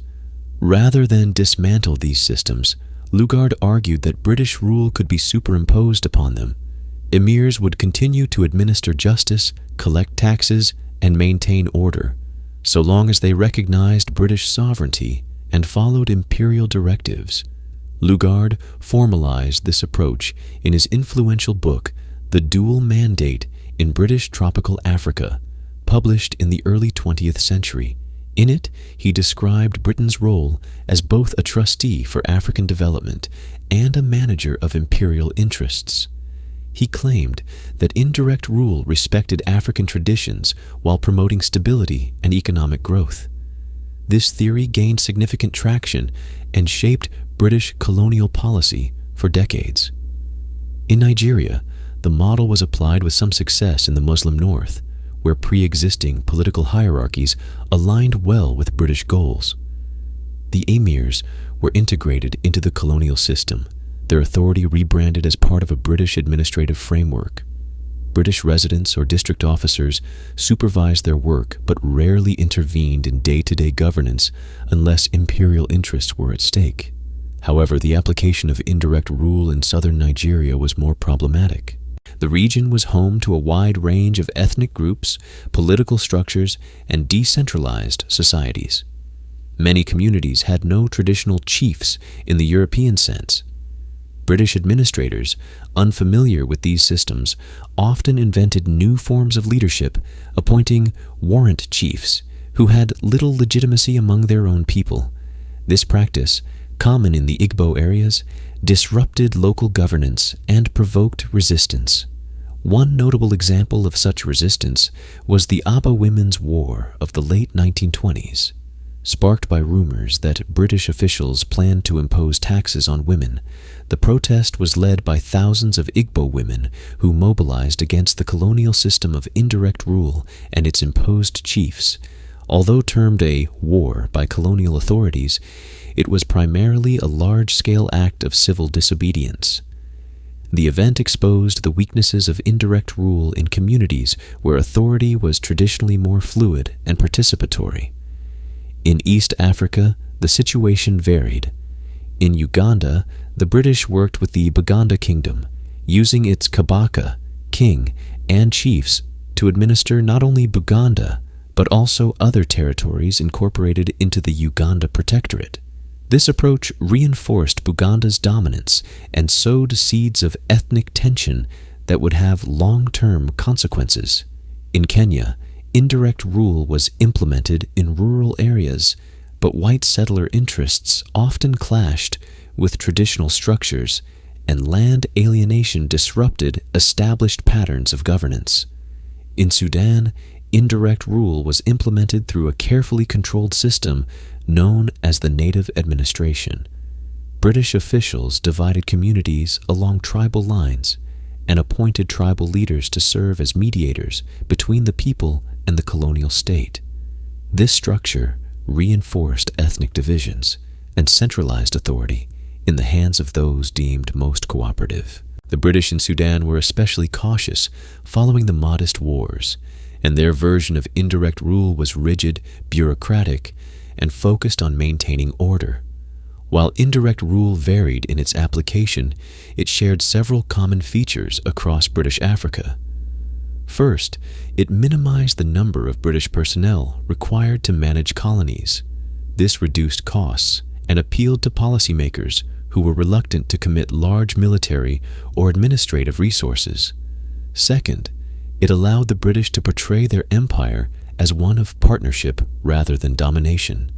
They claimed to be guiding Africans toward modernity while respecting traditional culture. But this system had profound flaws. By formalizing certain local authorities and ignoring others, it reshaped African political landscapes. In many areas, power was concentrated in the hands of a few individuals who gained authority not through community consensus, but through colonial appointment. Some chiefs used their new powers to settle old scores or enrich themselves, undermining trust and legitimacy. Moreover, indirect rule often insulated British officials from the realities on the ground. District officers, many of whom rotated between posts with little cultural knowledge or linguistic skill, relied heavily on reports from their local intermediaries. This created opportunities for miscommunication, manipulation, and abuse. It also led to a bureaucratic detachment from the people being governed. Education and legal systems under indirect rule further entrenched inequalities. In many colonies, Christian mission schools were allowed to operate only in select areas, creating educated elites in the south, while Muslim-majority northern regions were deliberately kept educationally underdeveloped to preserve the authority of emirs and sultans. British administrators feared that Western education would undermine traditional rule and lead to resistance. This divide would later influence post-colonial politics and contribute to regional disparities. Economically, indirect rule facilitated the extraction of resources and labor. Chiefs and local administrators were used to enforce tax collection, mobilize labor for public works, and compel agricultural production for export. Cash crops such as cotton, groundnuts, and cocoa were promoted, often at the expense of food security. African economies were reorganized to serve imperial needs, and local leaders were tasked with managing the transition. Despite its limitations, indirect rule endured as the dominant administrative model in British Africa until the winds of change began to blow in the mid-20th century. It was flexible enough to be adapted to different colonial contexts and provided a veneer of cultural sensitivity. But beneath the surface, it was a system designed to control, extract, and suppress. The legacy of indirect rule is still visible in many parts of Africa today. Traditional chieftaincies, legal dualisms, and decentralized governance systems often trace their roots back to this colonial era. While presented as a method of governance that respected African traditions, indirect rule was, at its core, a mechanism of empire, intended to maintain order and profit with minimal British investment. As British officials developed new tools of administration, they also turned their attention to maximizing the economic output of their colonies. With political control secured, the empire now focused on what it could extract from African land and labor. The next phase of British colonialism in Africa was driven by economics, by mines, plantations, taxes, and trade.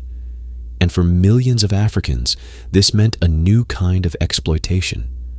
Once Britain had secured political control over much of Africa, either through direct administration or systems like indirect rule, the next priority became clear: economic exploitation. The British Empire was, at its heart, a commercial empire, and colonial Africa was expected to pay for its own administration and generate profit for the metropole. That meant reorganizing African economies around British needs. The extraction of resources, the exploitation of labor, and the control of land were all central to the economic logic of empire. This was not simply about trade or development. It was about shaping African societies to serve the imperial economy, often at great cost to the people living under colonial rule. Land is the foundation of empire. The foundation of British economic policy in Africa rested on land.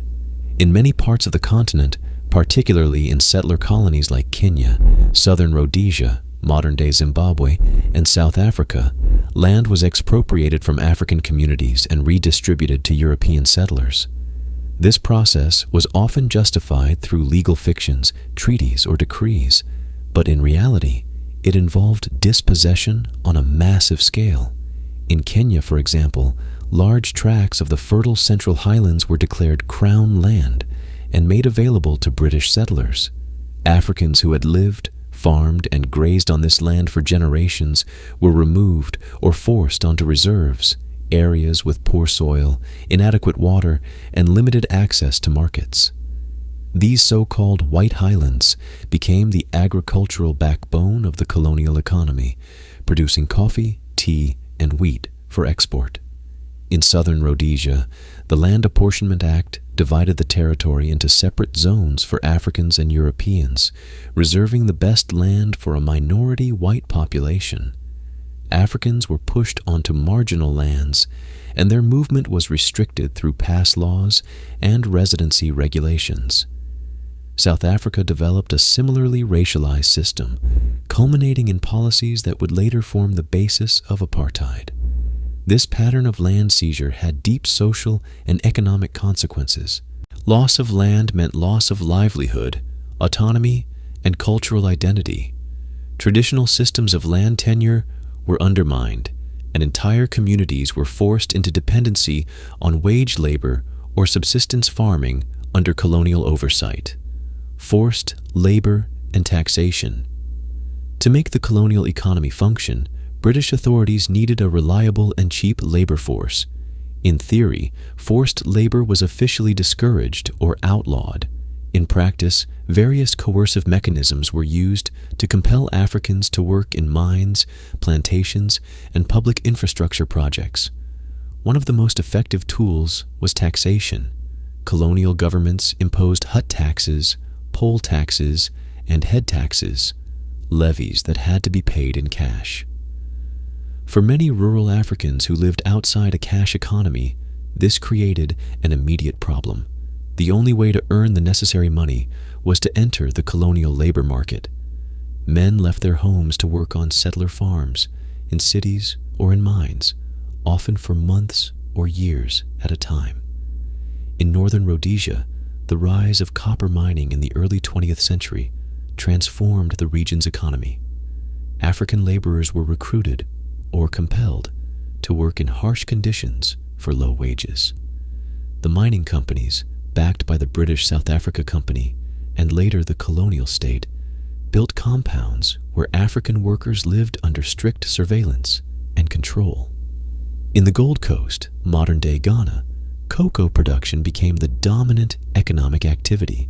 Though many African farmers participated voluntarily, the colonial government controlled prices and export licenses, ensuring that most of the profit flowed to British firms. In Nigeria, groundnuts became the principal export crop, grown in the north under systems of indirect rule that prioritized imperial economic goals over local food needs.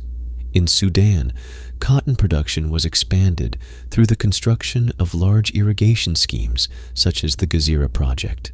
While these schemes brought some infrastructure improvements, they were designed primarily for export production. Local farmers were tightly controlled, and their farming decisions were dictated by British administrators and commercial companies. Railways, roads, and ports. Infrastructure for extraction. Colonial infrastructure in Africa is often portrayed as a sign of modernization or development. Railways were built, roads were laid, and ports were expanded.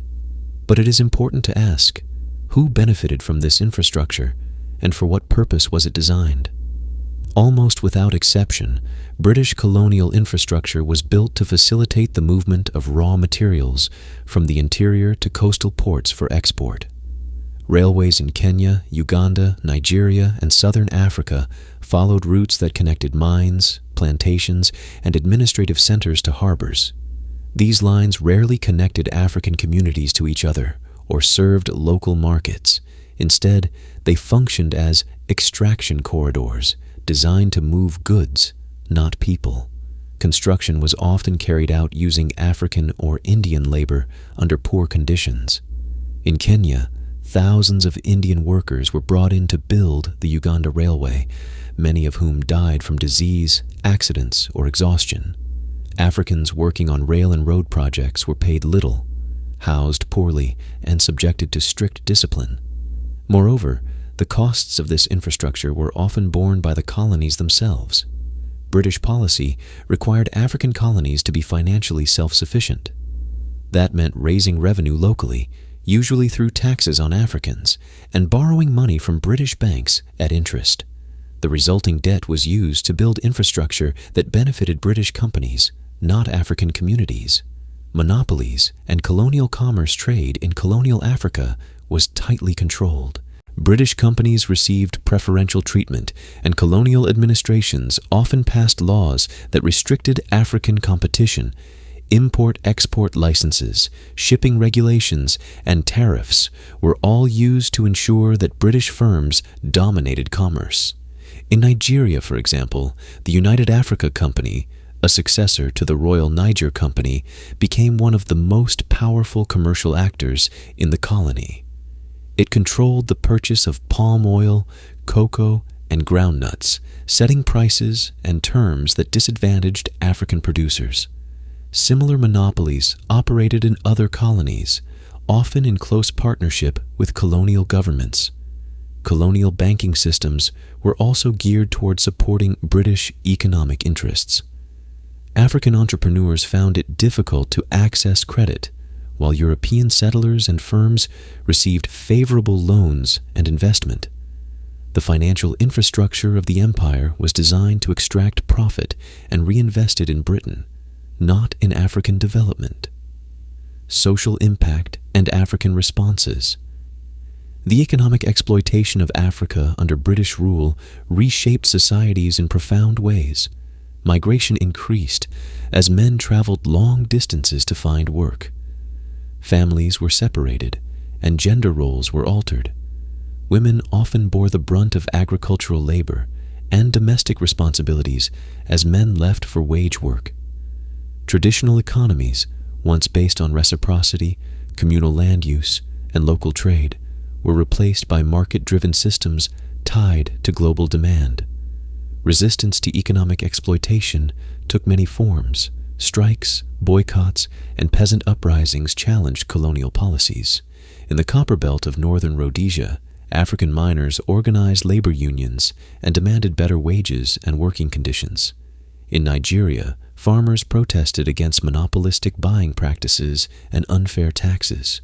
Even within the constraints of indirect rule, African leaders pushed back against unreasonable demands and sought to negotiate better terms for their communities. Over time, economic grievances fed into broader nationalist movements. The realization that colonial rule was not bringing prosperity, but rather extracting wealth, became a rallying point for political activism. Educated Africans, many of whom had experienced the contradictions of colonial economic policy firsthand, began to call for reform and eventually for independence. Conclusion. The British economic model in Africa was not accidental, it was systematic. It relied on land dispossession, forced labor, controlled markets, and monopolistic trade to extract maximum profit with minimal investment. Though dressed in the language of development and civilization, its core logic was exploitation. As the 20th century advanced, Britain's ability to maintain this system would come under increasing pressure. Economic unrest, global wars, and rising political consciousness among Africans would begin to undermine the foundations of empire. The next chapter in this story belongs to the resistors, to the African individuals and movements who began to challenge not just the economics of empire, but the very idea of colonial rule itself. While British colonial administrators presented their rule in Africa as efficient, benevolent, and civilizing, the reality on the ground was often harsh, extractive, and deeply resented. Across the continent, African communities responded to imperial domination not with passive acceptance, but with a wide range of resistance efforts. From outright military conflict to spiritual defiance, from organized protest to everyday acts of subversion, resistance became an enduring feature of colonial life. In this period, spanning the late 19th century through the early decades of the 20th, some of the most determined and influential uprisings against British rule took place. It is essential to understand that resistance was not a single movement or ideology. Rather, it arose out of specific grievances and local conditions. Sometimes it was sparked by land expropriation, forced labor, or excessive taxation. At other times, it was a response to disrespect of cultural institutions, religious persecution, or the imposition of foreign authority. While these movements varied in method and scope, they all shared one underlying truth. Africans were not passive subjects of empire. They contested it. The Maji-Maji Rebellion, water turns to fire.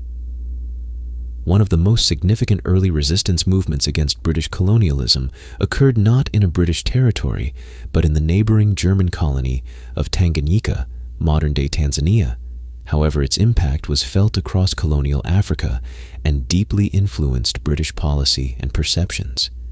The Maji-Maji Rebellion, which erupted in the early years of the 20th century, began as a reaction to German forced labor policies, particularly the requirement that African communities grow cotton for export under brutal conditions.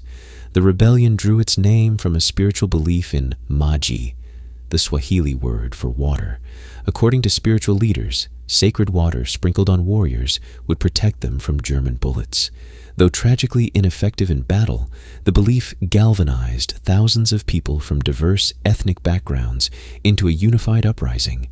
The movement's intensity and the violence of the German response, resulting in tens of thousands of deaths, sent shockwaves through other colonial powers, including Britain. British administrators, watching closely from neighboring colonies, recognized that spiritual leaders could mobilize wide support and that forced labor policies could provoke large-scale unrest. The Maji-Maji experience led some colonial officials to reconsider the most exploitative aspects of indirect rule and to monitor local religious movements with increased suspicion. The Hut Tax War in Sierra Leone, in West Africa, one of the earliest and most dramatic uprisings against British colonial authority occurred in Sierra Leone in the late 19th century. After Britain declared a protectorate over the interior regions of Sierra Leone, the colonial administration introduced the Hut Tax, a fee levied on dwellings intended to fund colonial governance and infrastructure. For rural communities already burdened by changing economic conditions and forced labor, the tax was both financially oppressive and symbolically degrading. In response, a coalition of chiefs and warriors launched what became known as the Hut Tax War of the late 1890s. Under the leadership of Bai Bure, a prominent Temne war leader, insurgents carried out guerrilla attacks on colonial outposts, disrupted trade, and refused to pay the imposed levies.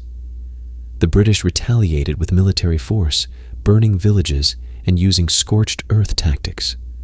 Though Bai Bure was eventually captured and exiled, his resistance remains a symbol of anti-colonial defiance in Sierra Leonean memory. His movement also forced British administrators to acknowledge the limits of their authority and the risks of imposing unfamiliar economic systems on unwilling populations. Spiritual resistance and the role of prophets. Not all resistance took the form of organized rebellion. Across many regions of British Africa, resistance was embedded in religious belief and practice. Prophets, spiritual leaders, and traditional healers emerged as defenders of cultural autonomy and challengers to colonial control. In southern Africa, for example, the Ndebele and Shona peoples of southern Rhodesia resisted British expansion and economic exploitation. In the early 20th century, spiritual mediums known as Mhondoro played key roles in organizing resistance. They invoked ancestral spirits to guide and legitimize opposition to British land seizures, taxes, and labor practices. One of the most significant of these uprisings was the First Chimurenga, a coordinated revolt by both the Ndebele and the Shona against the British South Africa Company and settler encroachment. Though ultimately defeated through superior weaponry and brutal counterinsurgency tactics, the uprising demonstrated the depth of indigenous opposition and the importance of spirituality in unifying disparate groups. British responses to such movements were often violent and repressive. Spiritual leaders were arrested, exiled, or executed. Traditional ceremonies were banned or heavily regulated. Christianity was promoted not only as a religion, but also as a tool of cultural control. Everyday resistance beyond the battlefield. Not all acts of resistance were large-scale or dramatic. In fact, some of the most enduring forms of opposition took place in everyday life. African farmers often refused to grow cash crops, instead cultivating food for their families in secret. Laborers sabotaged equipment, worked slowly, or fled plantations. Communities ignored colonial directives, manipulated administrative systems, or preserved cultural practices in private. In cities and towns, a growing class of educated Africans used the colonial legal system to challenge injustice. They formed newspapers, wrote petitions, and established associations to advocate for civil rights, land access, and fair treatment. In Nigeria, for example, lawyers and journalists like Herbert Macaulay became vocal critics of British policies. Though operating within colonial frameworks, their efforts laid the groundwork for nationalist movements in the decades to come. Women played a vital role in resistance, both visible and hidden. In many African societies, women controlled markets, food production, and social networks. When colonial policies disrupted these spheres, women mobilized. In Nigeria's Aba Women's War, thousands of Igbo women protested against colonial taxation and the imposition of male chiefs by the British administration. They used song, dance, and collective action to challenge the authority of both colonial officials and their appointees. These acts of resistance, though often localized, challenged the legitimacy of British rule. They revealed that colonial control was never absolute, that it was contested, negotiated, and often imposed through coercion rather than consent. Colonial repression and the machinery of control. In response to resistance, British colonial governments developed increasingly sophisticated systems of repression. Police forces were expanded, often recruited from outside the communities they policed. Courts enforced colonial law, sometimes using local collaborators as judges or magistrates. Prisons grew crowded with political activists, religious leaders, and anyone seen as a threat to order. Censorship and surveillance became standard tools. Newspapers were shut down, correspondence was monitored, and religious gatherings were closely watched. In some cases, colonial administrators imposed collective punishment on villages suspected of harboring rebels or withholding taxes. These practices, though rarely acknowledged in imperial narratives, were essential to maintaining the illusion of control. Education was another arena of control. While missionary and colonial schools expanded, they often emphasized obedience, loyalty to the empire, and European cultural superiority. African history, languages, and belief systems were marginalized or demonized. Yet even within these institutions, students learned skills, literacy, debate, organization, that would later empower them to resist colonial rule from within. Seeds of nationalism. Though many of the resistance movements during this period were ultimately suppressed, they were not failures. They revealed the fractures in the colonial system and kept alive the idea that African societies had the right to govern themselves. The memory of rebellion became part of the cultural fabric of colonized peoples, passed down in stories, songs, and ceremonies. These movements also produced a generation of leaders who would later shape nationalist struggles. Some had fought in wars, others had organized protests, and many had experienced colonial repression firsthand. They understood both the brutality and the bureaucracy of empire, and they were preparing for the next phase of the struggle. As the 20th century progressed, a new force would begin to reshape African politics, the global upheaval of the world wars. These conflicts would draw hundreds of thousands of Africans into imperial armies, expose them to new ideas, and shake the foundations of European empires. The first half of the 20th century brought two global wars that dramatically reshaped the world, and Africa was not left untouched. While the battlefields of the First and Second World Wars were largely centered in Europe, the effects of these conflicts reverberated across the British African colonies. African soldiers fought and died in both wars. African resources and labor were mobilized to support the British war effort, and for many Africans, these experiences would radically transform their understanding of the colonial system. The wars were not only military events, they were also political turning points. They exposed the hypocrisy of empire, sharpened nationalist ideas, and laid the groundwork for independence movements that would emerge with force in the decades that followed. The First World War and the African Front. When Britain declared war on Germany in the year 1914, it automatically dragged its colonies into the conflict. British Africa was suddenly at war with German Africa. The most significant military campaigns on the continent occurred in German colonies, namely German East Africa, German Southwest Africa, Togoland, and Cameroon. In West Africa, British and French forces quickly moved to seize control of German Togoland and Cameroon. African soldiers, many from Nigeria and the Gold Coast, were recruited or conscripted into colonial armies and sent to fight. Though these territories were captured relatively early in the war, the campaign in East Africa proved far more complex. In German East Africa, modern-day Tanzania, General Paul von Lettow-Vorbeck led a skilled and mobile guerrilla force that resisted British advances for several years.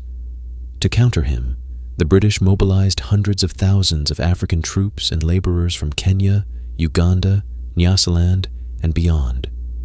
These forces, known collectively as the King's African Rifles, played a central role in the campaign. They endured brutal conditions, long marches, and harsh terrain.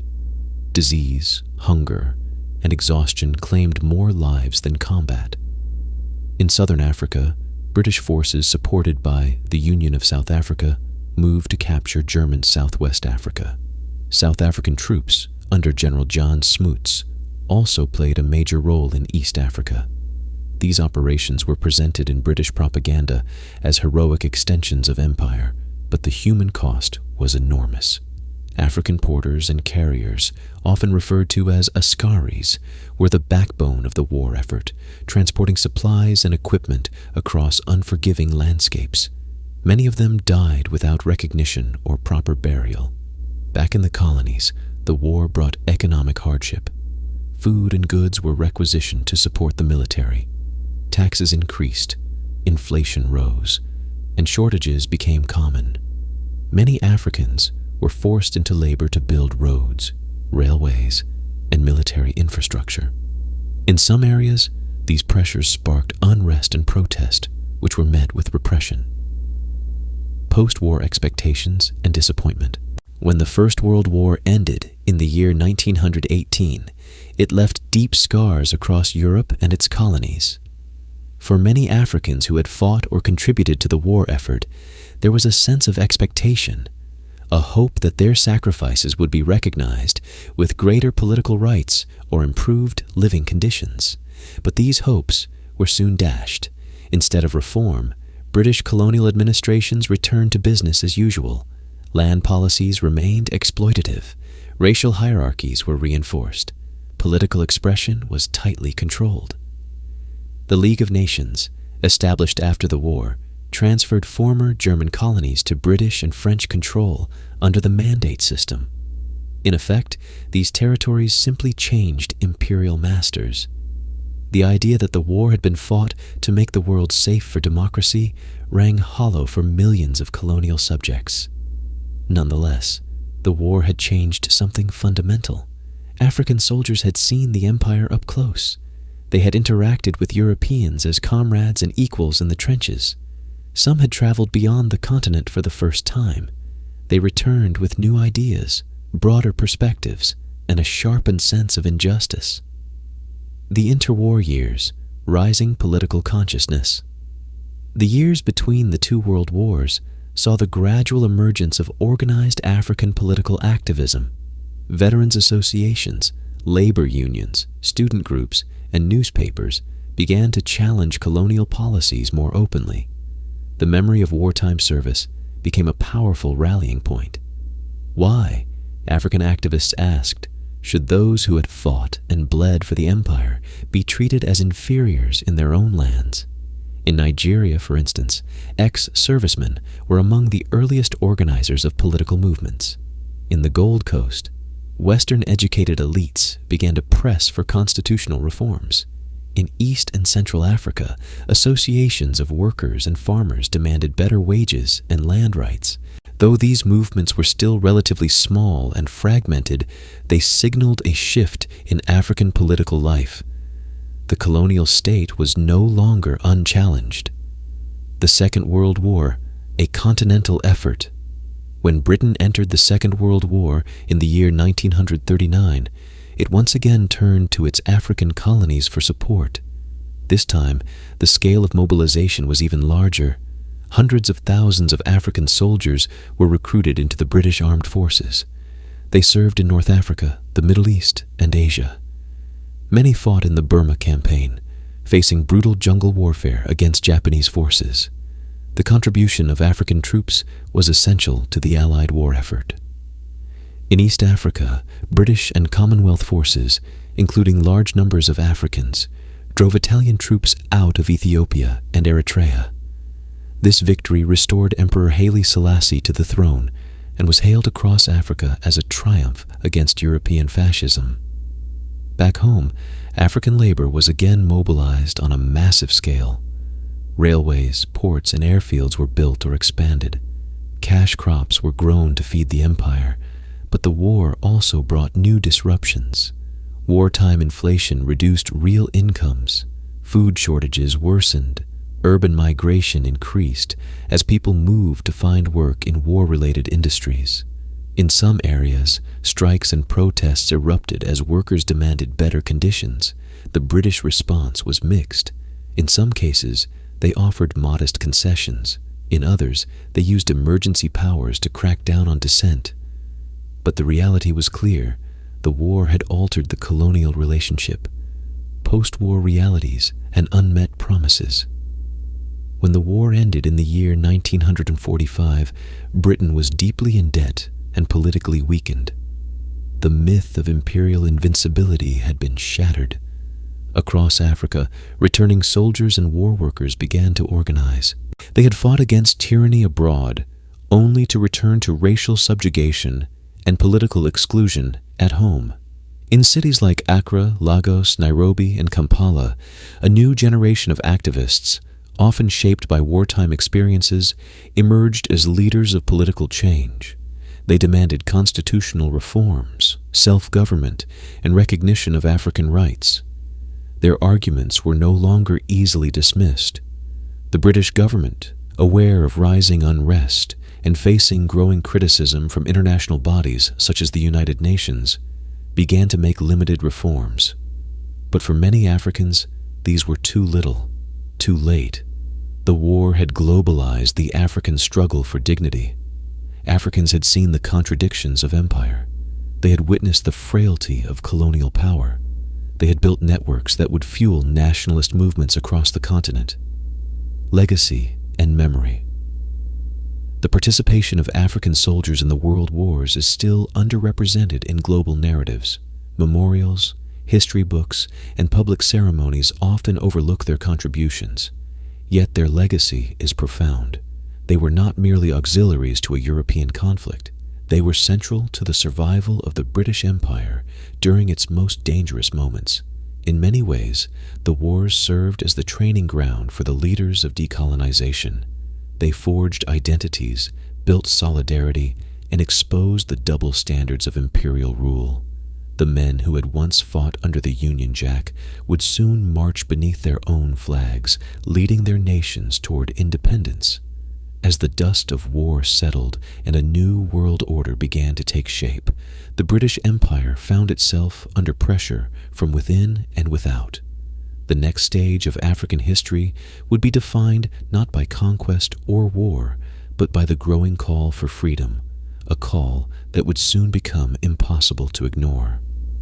By the end of the Second World War, the British Empire had emerged militarily victorious, but politically weakened. Britain's global supremacy was being challenged not only by the rise of new superpowers, the United States and the Soviet Union, but also from within its colonies, where the war had accelerated the growth of political consciousness, organization, and defiance. Nowhere was this more apparent than in Africa. Across the British colonies, the post-war years ushered in a new era of nationalism. The demand for political reform and self-government, once the concern of a small elite, now spread rapidly through urban centers, rural communities, trade unions, churches, and student groups. The idea of independence moved from the margins to the mainstream. The winds of change were beginning to blow, and Britain would find it increasingly difficult to contain them. Post-war reforms and rising expectations. After the war, British policymakers understood that colonial governance would have to change. In response to growing pressure, the Colonial Office introduced a series of administrative and constitutional reforms. These reforms aimed to modernize colonial governance, expand African participation, and maintain British control through gradual evolution rather than abrupt withdrawal. In many colonies, legislative councils were restructured to include more African members. New departments focused on education, agriculture, and health were created. Development plans promised roads, schools, and medical services. These initiatives were framed as partnerships between Britain and its African subjects, with the hope of diffusing nationalist sentiment through reform. But for many Africans, these reforms were too slow, too shallow, and too controlled. Representation remained limited, power stayed firmly in the hands of colonial governors, and meaningful self-government remained a distant promise. Furthermore, African leaders saw through the rhetoric of partnership. They recognized that real change would come only through pressure, protest, and political organization. Urban growth and political mobilization. One of the defining features of the post-war period was the rapid growth of African cities. Economic change, wartime migration, and infrastructure development brought millions of Africans into urban areas like Accra, Lagos, Nairobi, and Kampala. These cities became centers of political life, where trade unions, newspapers, and civic associations flourished. The labor movement played a central role in post-war nationalism. Workers who had contributed to the war effort returned home with new expectations. They demanded higher wages, better working conditions, and political rights. Strikes and protests broke out across British Africa, challenging colonial authorities and demonstrating the power of mass action. In Nigeria, the Nigerian Union of Teachers and various railway and dock workers' unions organized strikes that shook the colonial government. In Kenya, labor unrest in Nairobi was met with repression, but it also galvanized a new generation of activists. In the Gold Coast, strikes by mine workers and civil servants helped energize political movements and connect economic grievances with calls for self-rule. The role of educated elites and nationalist leaders, a new class of African intellectuals, many of them educated in mission schools or British universities, emerged as the architects of nationalism. These individuals were fluent in European political thought, aware of global movements for self-determination, and deeply committed to African liberation. Among the most influential was Kwame Nkrumah, a Ghanaian political activist educated in the United States and the United Kingdom. Upon his return to the Gold Coast, he became the leader of the Convention People's Party and called for immediate independence. His slogan, "Self-government now, captured the impatience of a population no longer willing to wait. Nkrumah's approach marked a shift in African nationalism. Earlier movements had sought incremental reform in collaboration with colonial administrators. Nkrumah and his contemporaries demanded full sovereignty. They mobilized ordinary people, farmers, laborers, market women, and built grassroots support for a complete break from colonial rule. In Nigeria, figures like Nnamdi Azikiwe, Obafemi Awolowo, and Ahmadu Bello led regional and ethnic-based political parties that would later shape the federal structure of the independent nation. Azikiwe, in particular, emerged as a leading nationalist voice through his journalism, founding newspapers that challenged colonial narratives and promoted African unity. In East Africa, leaders like Jomo Kenyatta in Kenya and Julius Nyerere in Tanganyika began to articulate visions of self-rule that resonated with both traditional leaders and young activists. While British authorities still viewed such figures with suspicion, their influence grew steadily in the post-war years. The impact of global politics. The post-war international order also encouraged African nationalism. The founding of the United Nations introduced a global forum for discussing self-determination and human rights. Though the UN initially refrained from directly confronting colonial powers, its very existence offered African leaders a moral and diplomatic framework to challenge imperialism. The Cold War, too, played a subtle but significant role. The ideological rivalry between the capitalist West and the communist East created new opportunities for African leaders. Both sides courted nationalist movements, seeking to align emerging nations with their respective blocs. Britain, now reliant on American support, came under pressure to present itself as a force for progress and democratic values. Holding on to African colonies became harder to justify in this new ideological climate. Constitutional change and colonial response. Faced with rising nationalism, Britain attempted to channel change through controlled constitutional reforms. In the Gold Coast, a new constitution was introduced in the late 1940s that expanded African representation in government. Nkrumah initially participated within this system, but soon broke away, forming a rival party and demanding immediate independence. In Kenya, constitutional reforms excluded the vast majority of Africans from meaningful political participation. White settler influence remained dominant, and land alienation continued. These frustrations would soon explode into violent rebellion, but during this period, political parties and civic groups still sought peaceful change. In Uganda and Tanganyika, the British maintained more centralized control, but began to permit limited African involvement in governance. These early steps laid the groundwork for future transitions, but failed to satisfy popular demands for autonomy.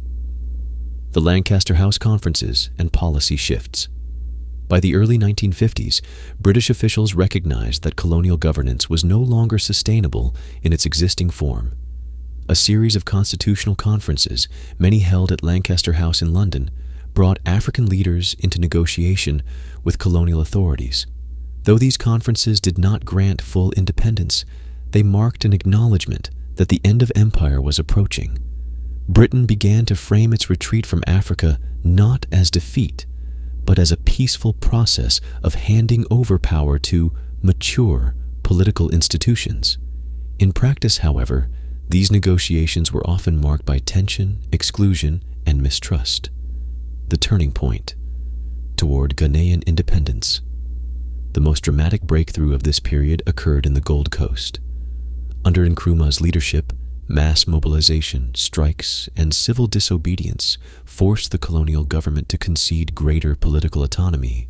In elections held in the mid-1950s, Nkrumah's party won a decisive mandate. With international attention focused on the colony and pressure building at home, Britain finally agreed to a full transfer of power.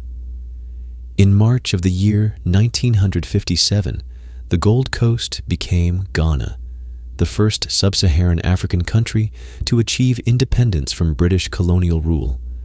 Nkrumah became the country's first prime minister and his declaration of independence was broadcast around the world. Ghana's independence marked a turning point, not just for West Africa, but for the entire continent. It proved that colonial rule could be dismantled through organized political struggle.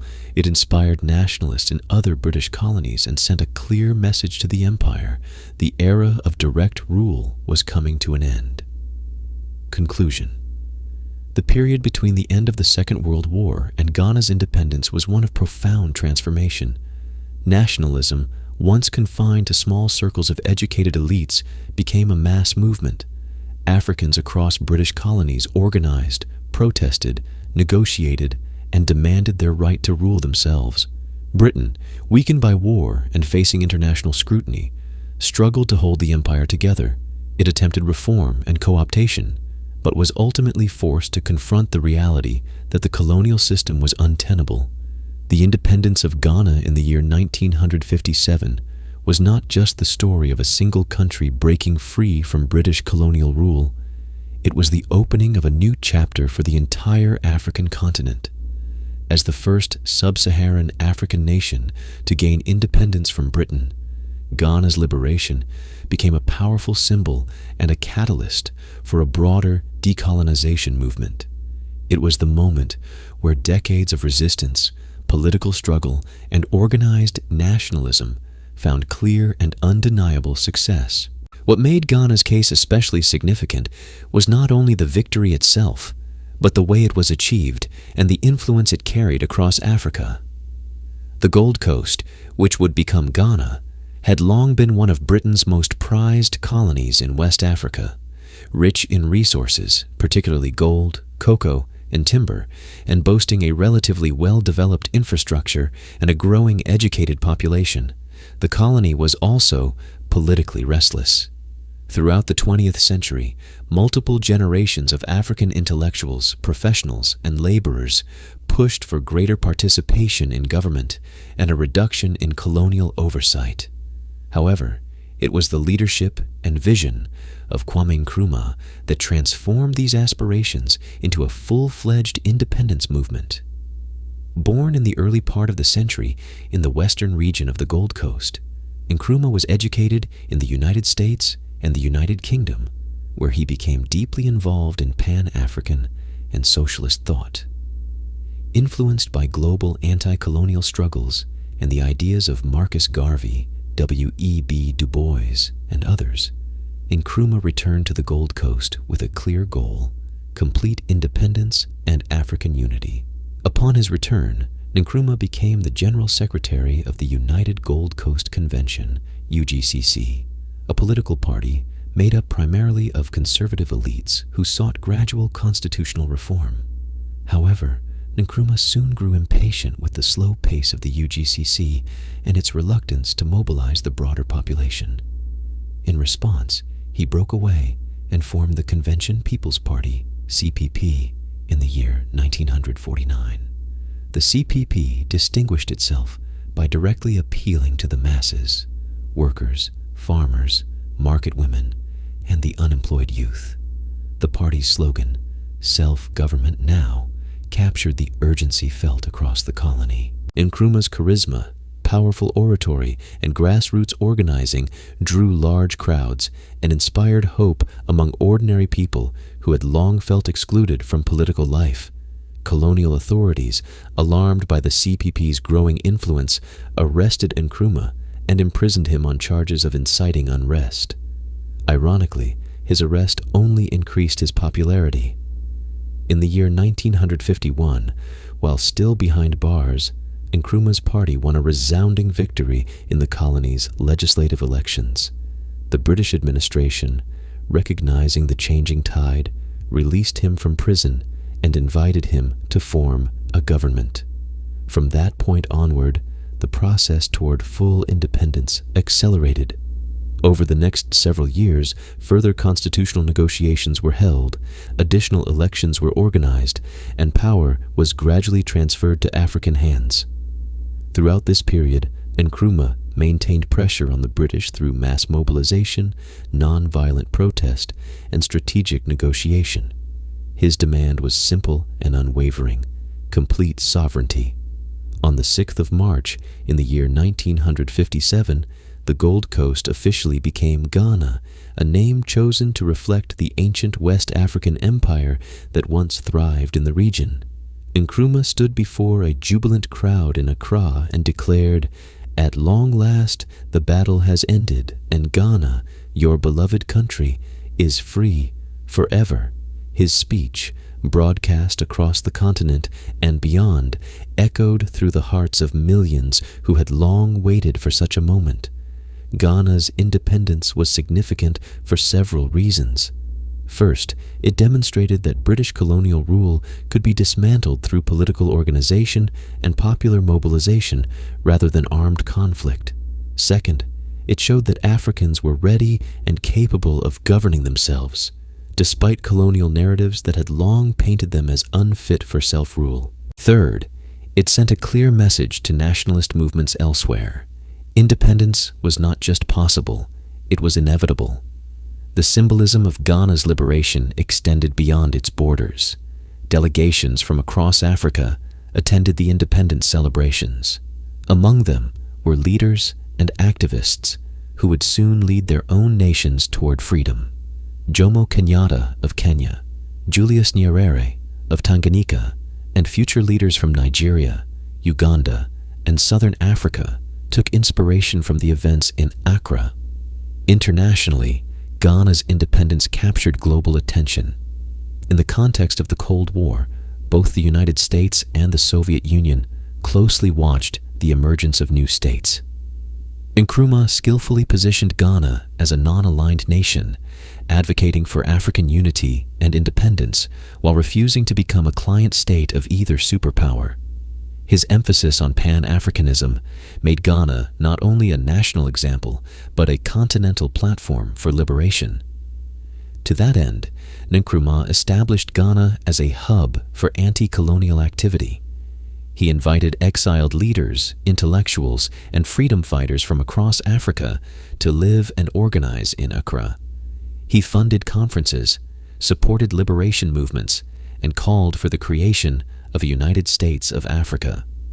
Though his Pan-African vision would face obstacles, his efforts made Ghana the intellectual and political center of post-colonial Africa. Yet independence also brought challenges. Nkrumah inherited a country shaped by colonial economic dependency, uneven development, and limited infrastructure. Despite ambitious plans for industrialization, education, and rural development, Ghana soon faced inflation, corruption, and political opposition. As Nkrumah's rule became more centralized and authoritarian, critics accused him of suppressing dissent and prioritizing ideology over practical governance. Nevertheless, these challenges did not diminish the significance of Ghana's role in African decolonization. As the first British colony in sub-Saharan Africa to achieve independence, Ghana became a powerful precedent. It proved that sustained political pressure and mass mobilization could succeed. It showed that colonial power could be rolled back without full-scale war. Britain, too, learned lessons from the Ghanaian experience. Recognizing that opposition to colonial rule was growing stronger, not weaker, British officials began to reassess their strategies. The idea of gradual, negotiated withdrawal became more acceptable, especially when it could be framed as a peaceful transition to responsible African leadership. Ghana's independence made it harder for Britain to justify holding on to other colonies. In the years that followed, a domino effect unfolded across the continent. British colonies in West, East, and Central Africa began demanding and winning independence. Some transitions were peaceful, others were marked by intense struggle, but the momentum created by Ghana's example was undeniable. By establishing a peaceful path to sovereignty, Ghana laid the foundation for a new era in African history. Its independence marked the beginning of the end for British colonialism on the continent. It inspired movements, empowered leaders, and gave shape to a vision of Africa not as a fragmented collection of colonies, but as a continent reclaiming its dignity and future. Following Ghana's landmark independence in the year 1957, a wave of political change swept across the African continent. Ghana had ignited a sense of possibility that colonial rule could be dismantled, not in the distant future, but in the present.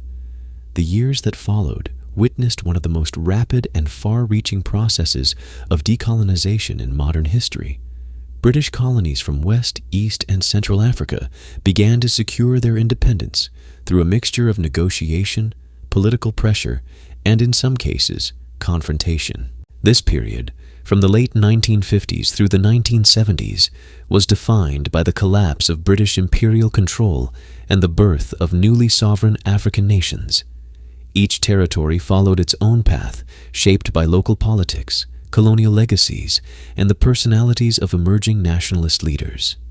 Yet the momentum of the post-Ghana period reflected a broader truth. The British Empire in Africa was no longer sustainable. Nigeria. Unity in diversity. Among the most complex and significant transitions occurred in Nigeria, Britain's most populous colony. Unlike Ghana, which had a relatively unified political landscape, Nigeria's journey to independence was complicated by deep regional, religious, and ethnic divisions. The territory had been administered as a single colony, but it was internally divided into three major regions: the predominantly Muslim North, the largely Yoruba-speaking West, and the Igbo-dominated East. Throughout the 1950s, constitutional conferences were held to negotiate the structure of a future Nigerian state. British officials sought to balance regional autonomy with national unity, while Nigerian leaders debated federalism, minority rights, and the distribution of power. Key political figures included Nnamdi Azikiwe, Obafemi Awolowo, and Ahmadu Bello, each representing different regions and ideological perspectives.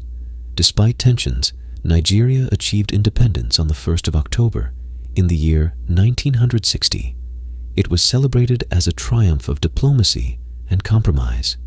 Azikiwe became Governor General and later President, while Sir Abubakar Tafawa Balewa served as the first Prime Minister. Nigeria's independence stood as a major milestone, not only for West Africa, but for the entire continent, given the country's size, economic potential, and political influence. However, the challenges of managing such diversity within a post-colonial framework soon became apparent. Regional rivalries and competing visions for the country's future would later contribute to instability, including a devastating civil war. Still, Nigeria's independence symbolized the success of constitutional negotiation and provided a model for other British colonies facing similar complexities. East Africa.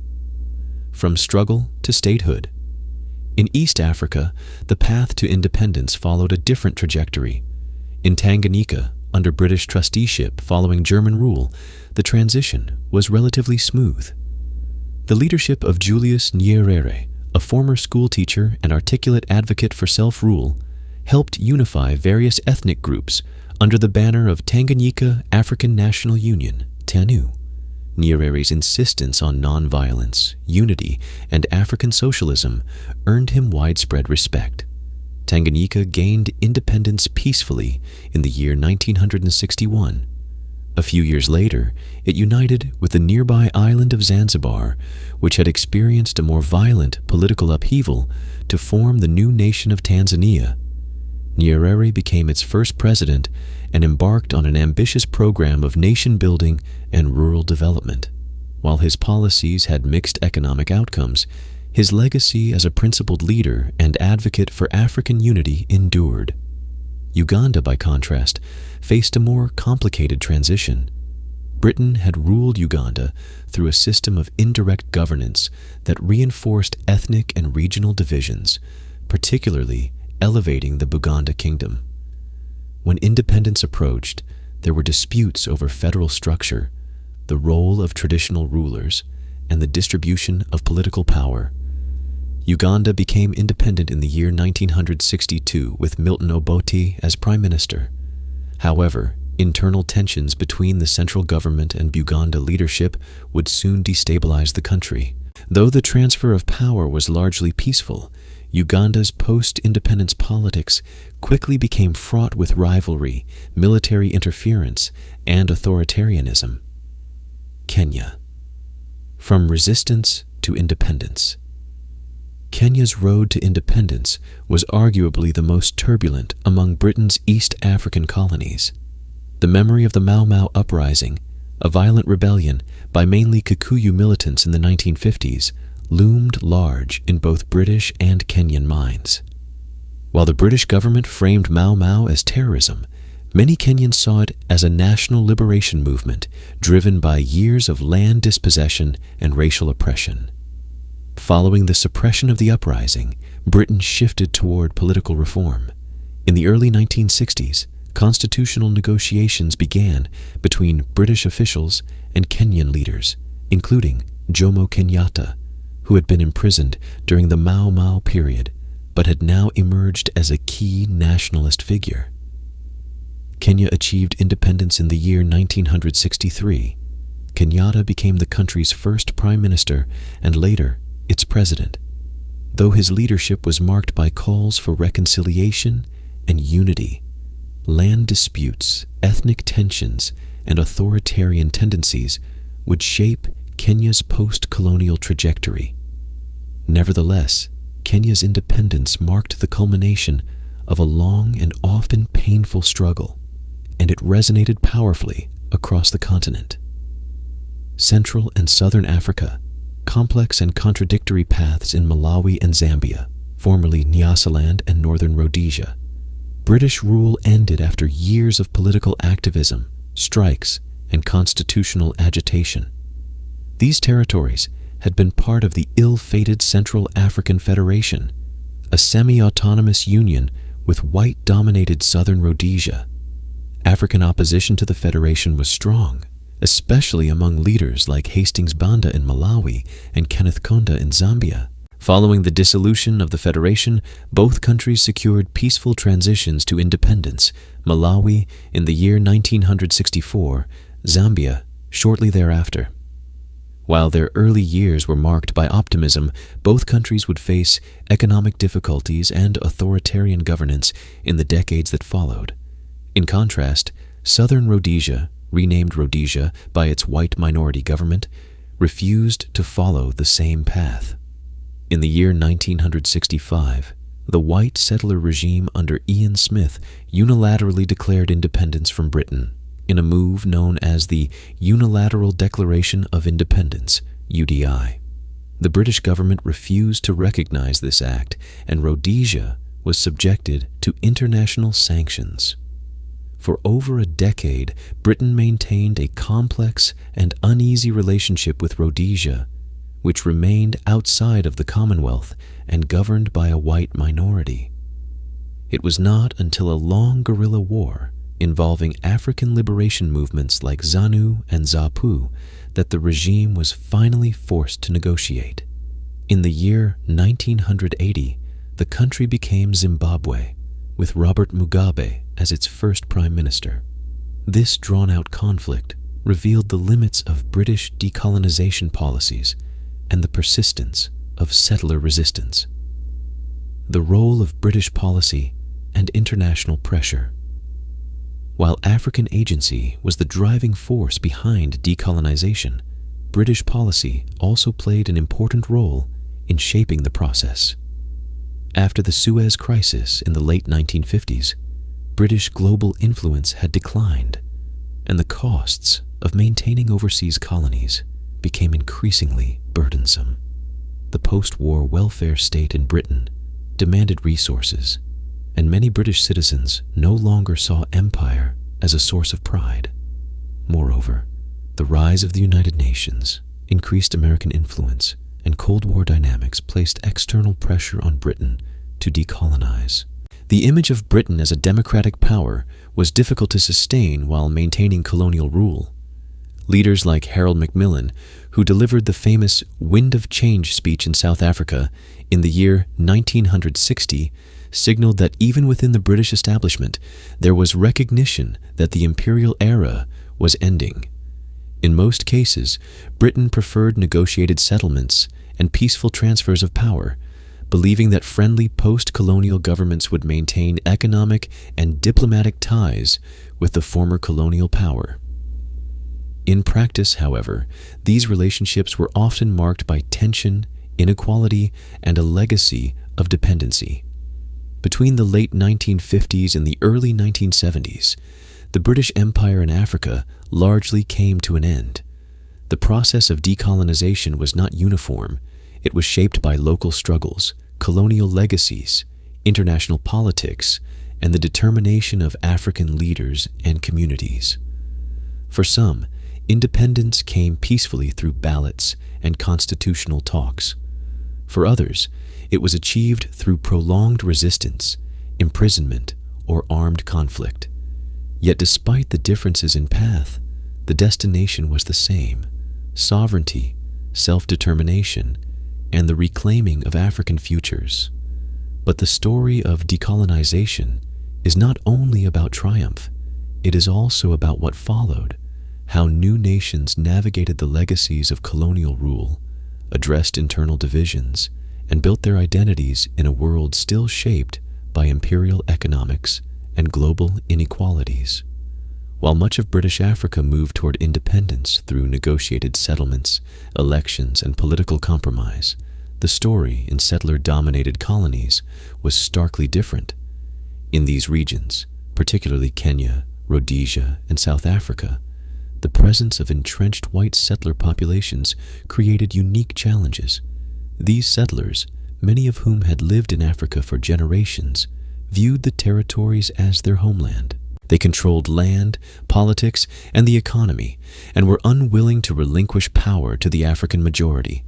As African nationalist movements gained momentum, settler governments and colonial authorities often responded with repression, delaying independence, or attempting to impose minority rule. The result was a series of violent confrontations, ideological struggles, and delayed transitions. These were not simply wars of liberation. They were battles over land, identity, and the future of African nationhood. Kenya. From colony to republic through rebellion. Kenya's journey to independence, as introduced earlier, was among the bloodiest within the British Empire. At the heart of the conflict was the Mau Mau Uprising, a guerrilla war waged primarily by the Kikuyu people during the 1950s.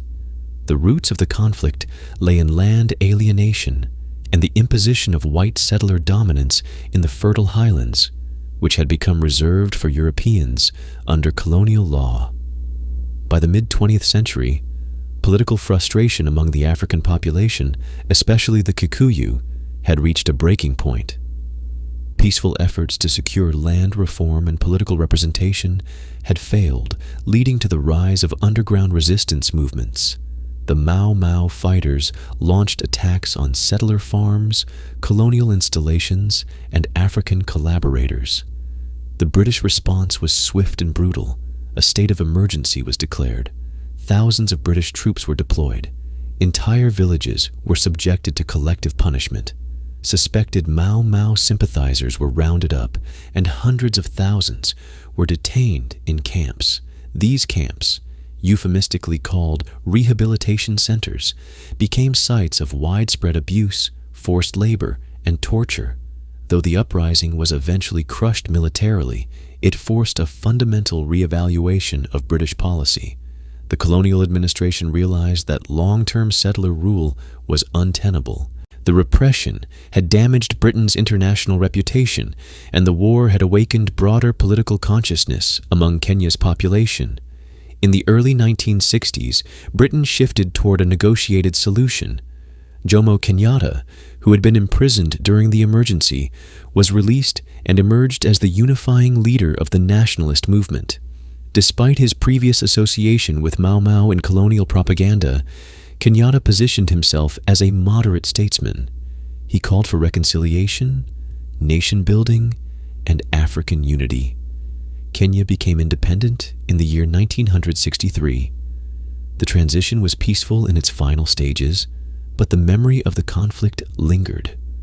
white settlers were allowed to retain some property, and Kenyatta adopted a conciliatory approach toward them. However, land reform remained a contentious issue, and inequalities persisted. The legacy of settler domination would continue to shape Kenyan politics and society for decades. Rhodesia, a settler state's unilateral defiance. The crisis in southern Rhodesia, later known simply as Rhodesia, took an even more confrontational form.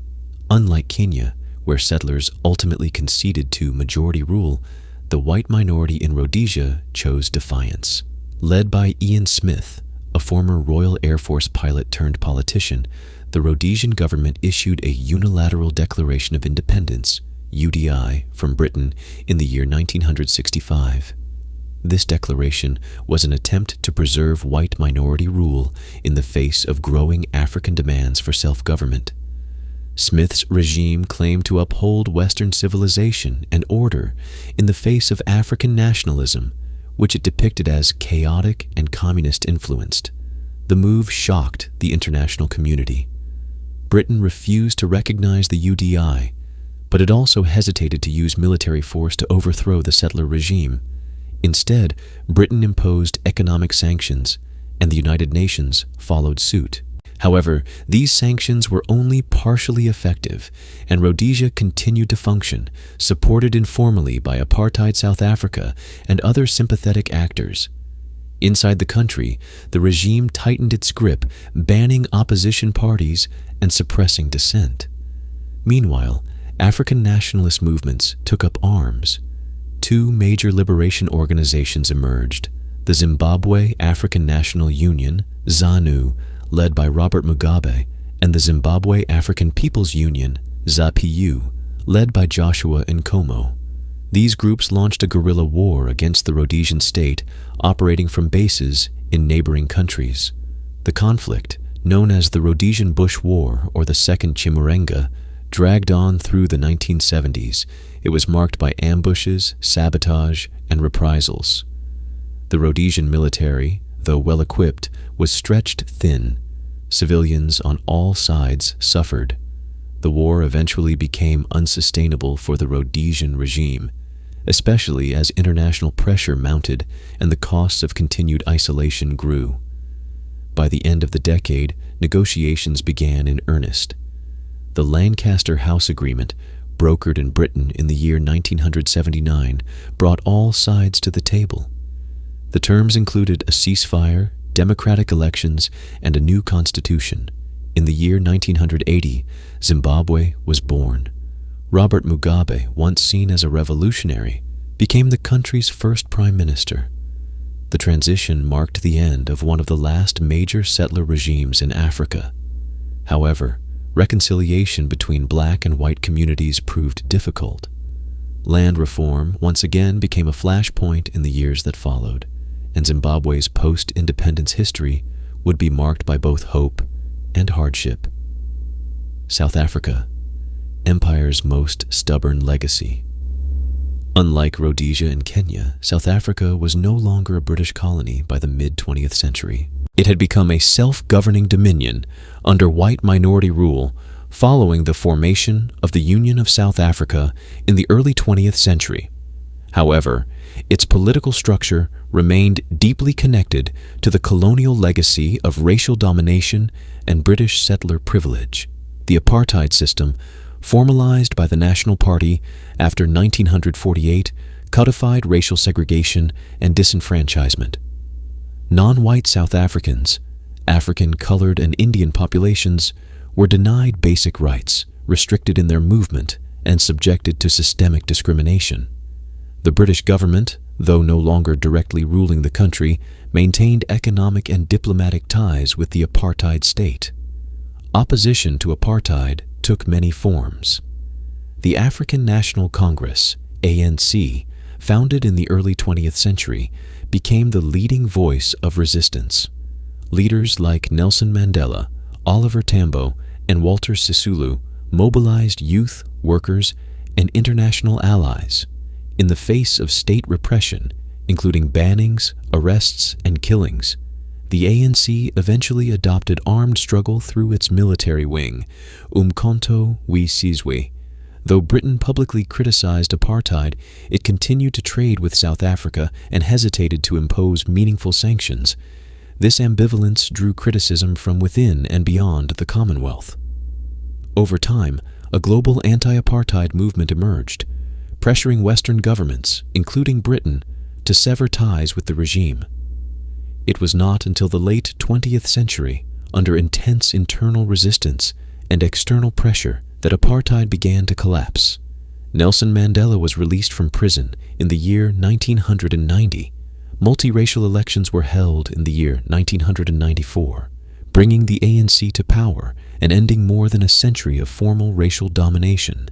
While South Africa's liberation was not a product of direct British decolonization, it was nonetheless the final and most enduring consequence of British settler colonialism in Africa.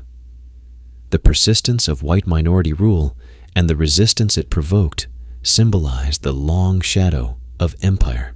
Conclusion: the settler crises in Kenya, Rhodesia, and South Africa reveal the unique complexities of colonialism, where European populations had laid deep roots. Unlike colonies where political power could be transferred relatively peacefully to African majorities, these territories faced entrenched resistance from those who saw themselves not as colonizers, but as rightful citizens. The transition to independence in these contexts involved not only political negotiations, but violent conflict, prolonged struggle, and moral confrontation. The African majority in each case paid a heavy price through lives lost, communities displaced, and decades of denied rights. Yet, in the end, the tide of history could not be stopped. Each of these territories, in its own way, moved beyond colonialism. Their paths were not identical, but they shared a common conclusion: the era of white settler dominance in British Africa was over. As the British Empire faded from the African continent, it left behind a complex legacy of borders drawn, societies transformed, and identities reshaped. To fully understand that legacy, we must now explore the long-term consequences of colonial rule, the challenges of statehood, the persistence of inequality, and the echoes of empire that continue to shape African lives today.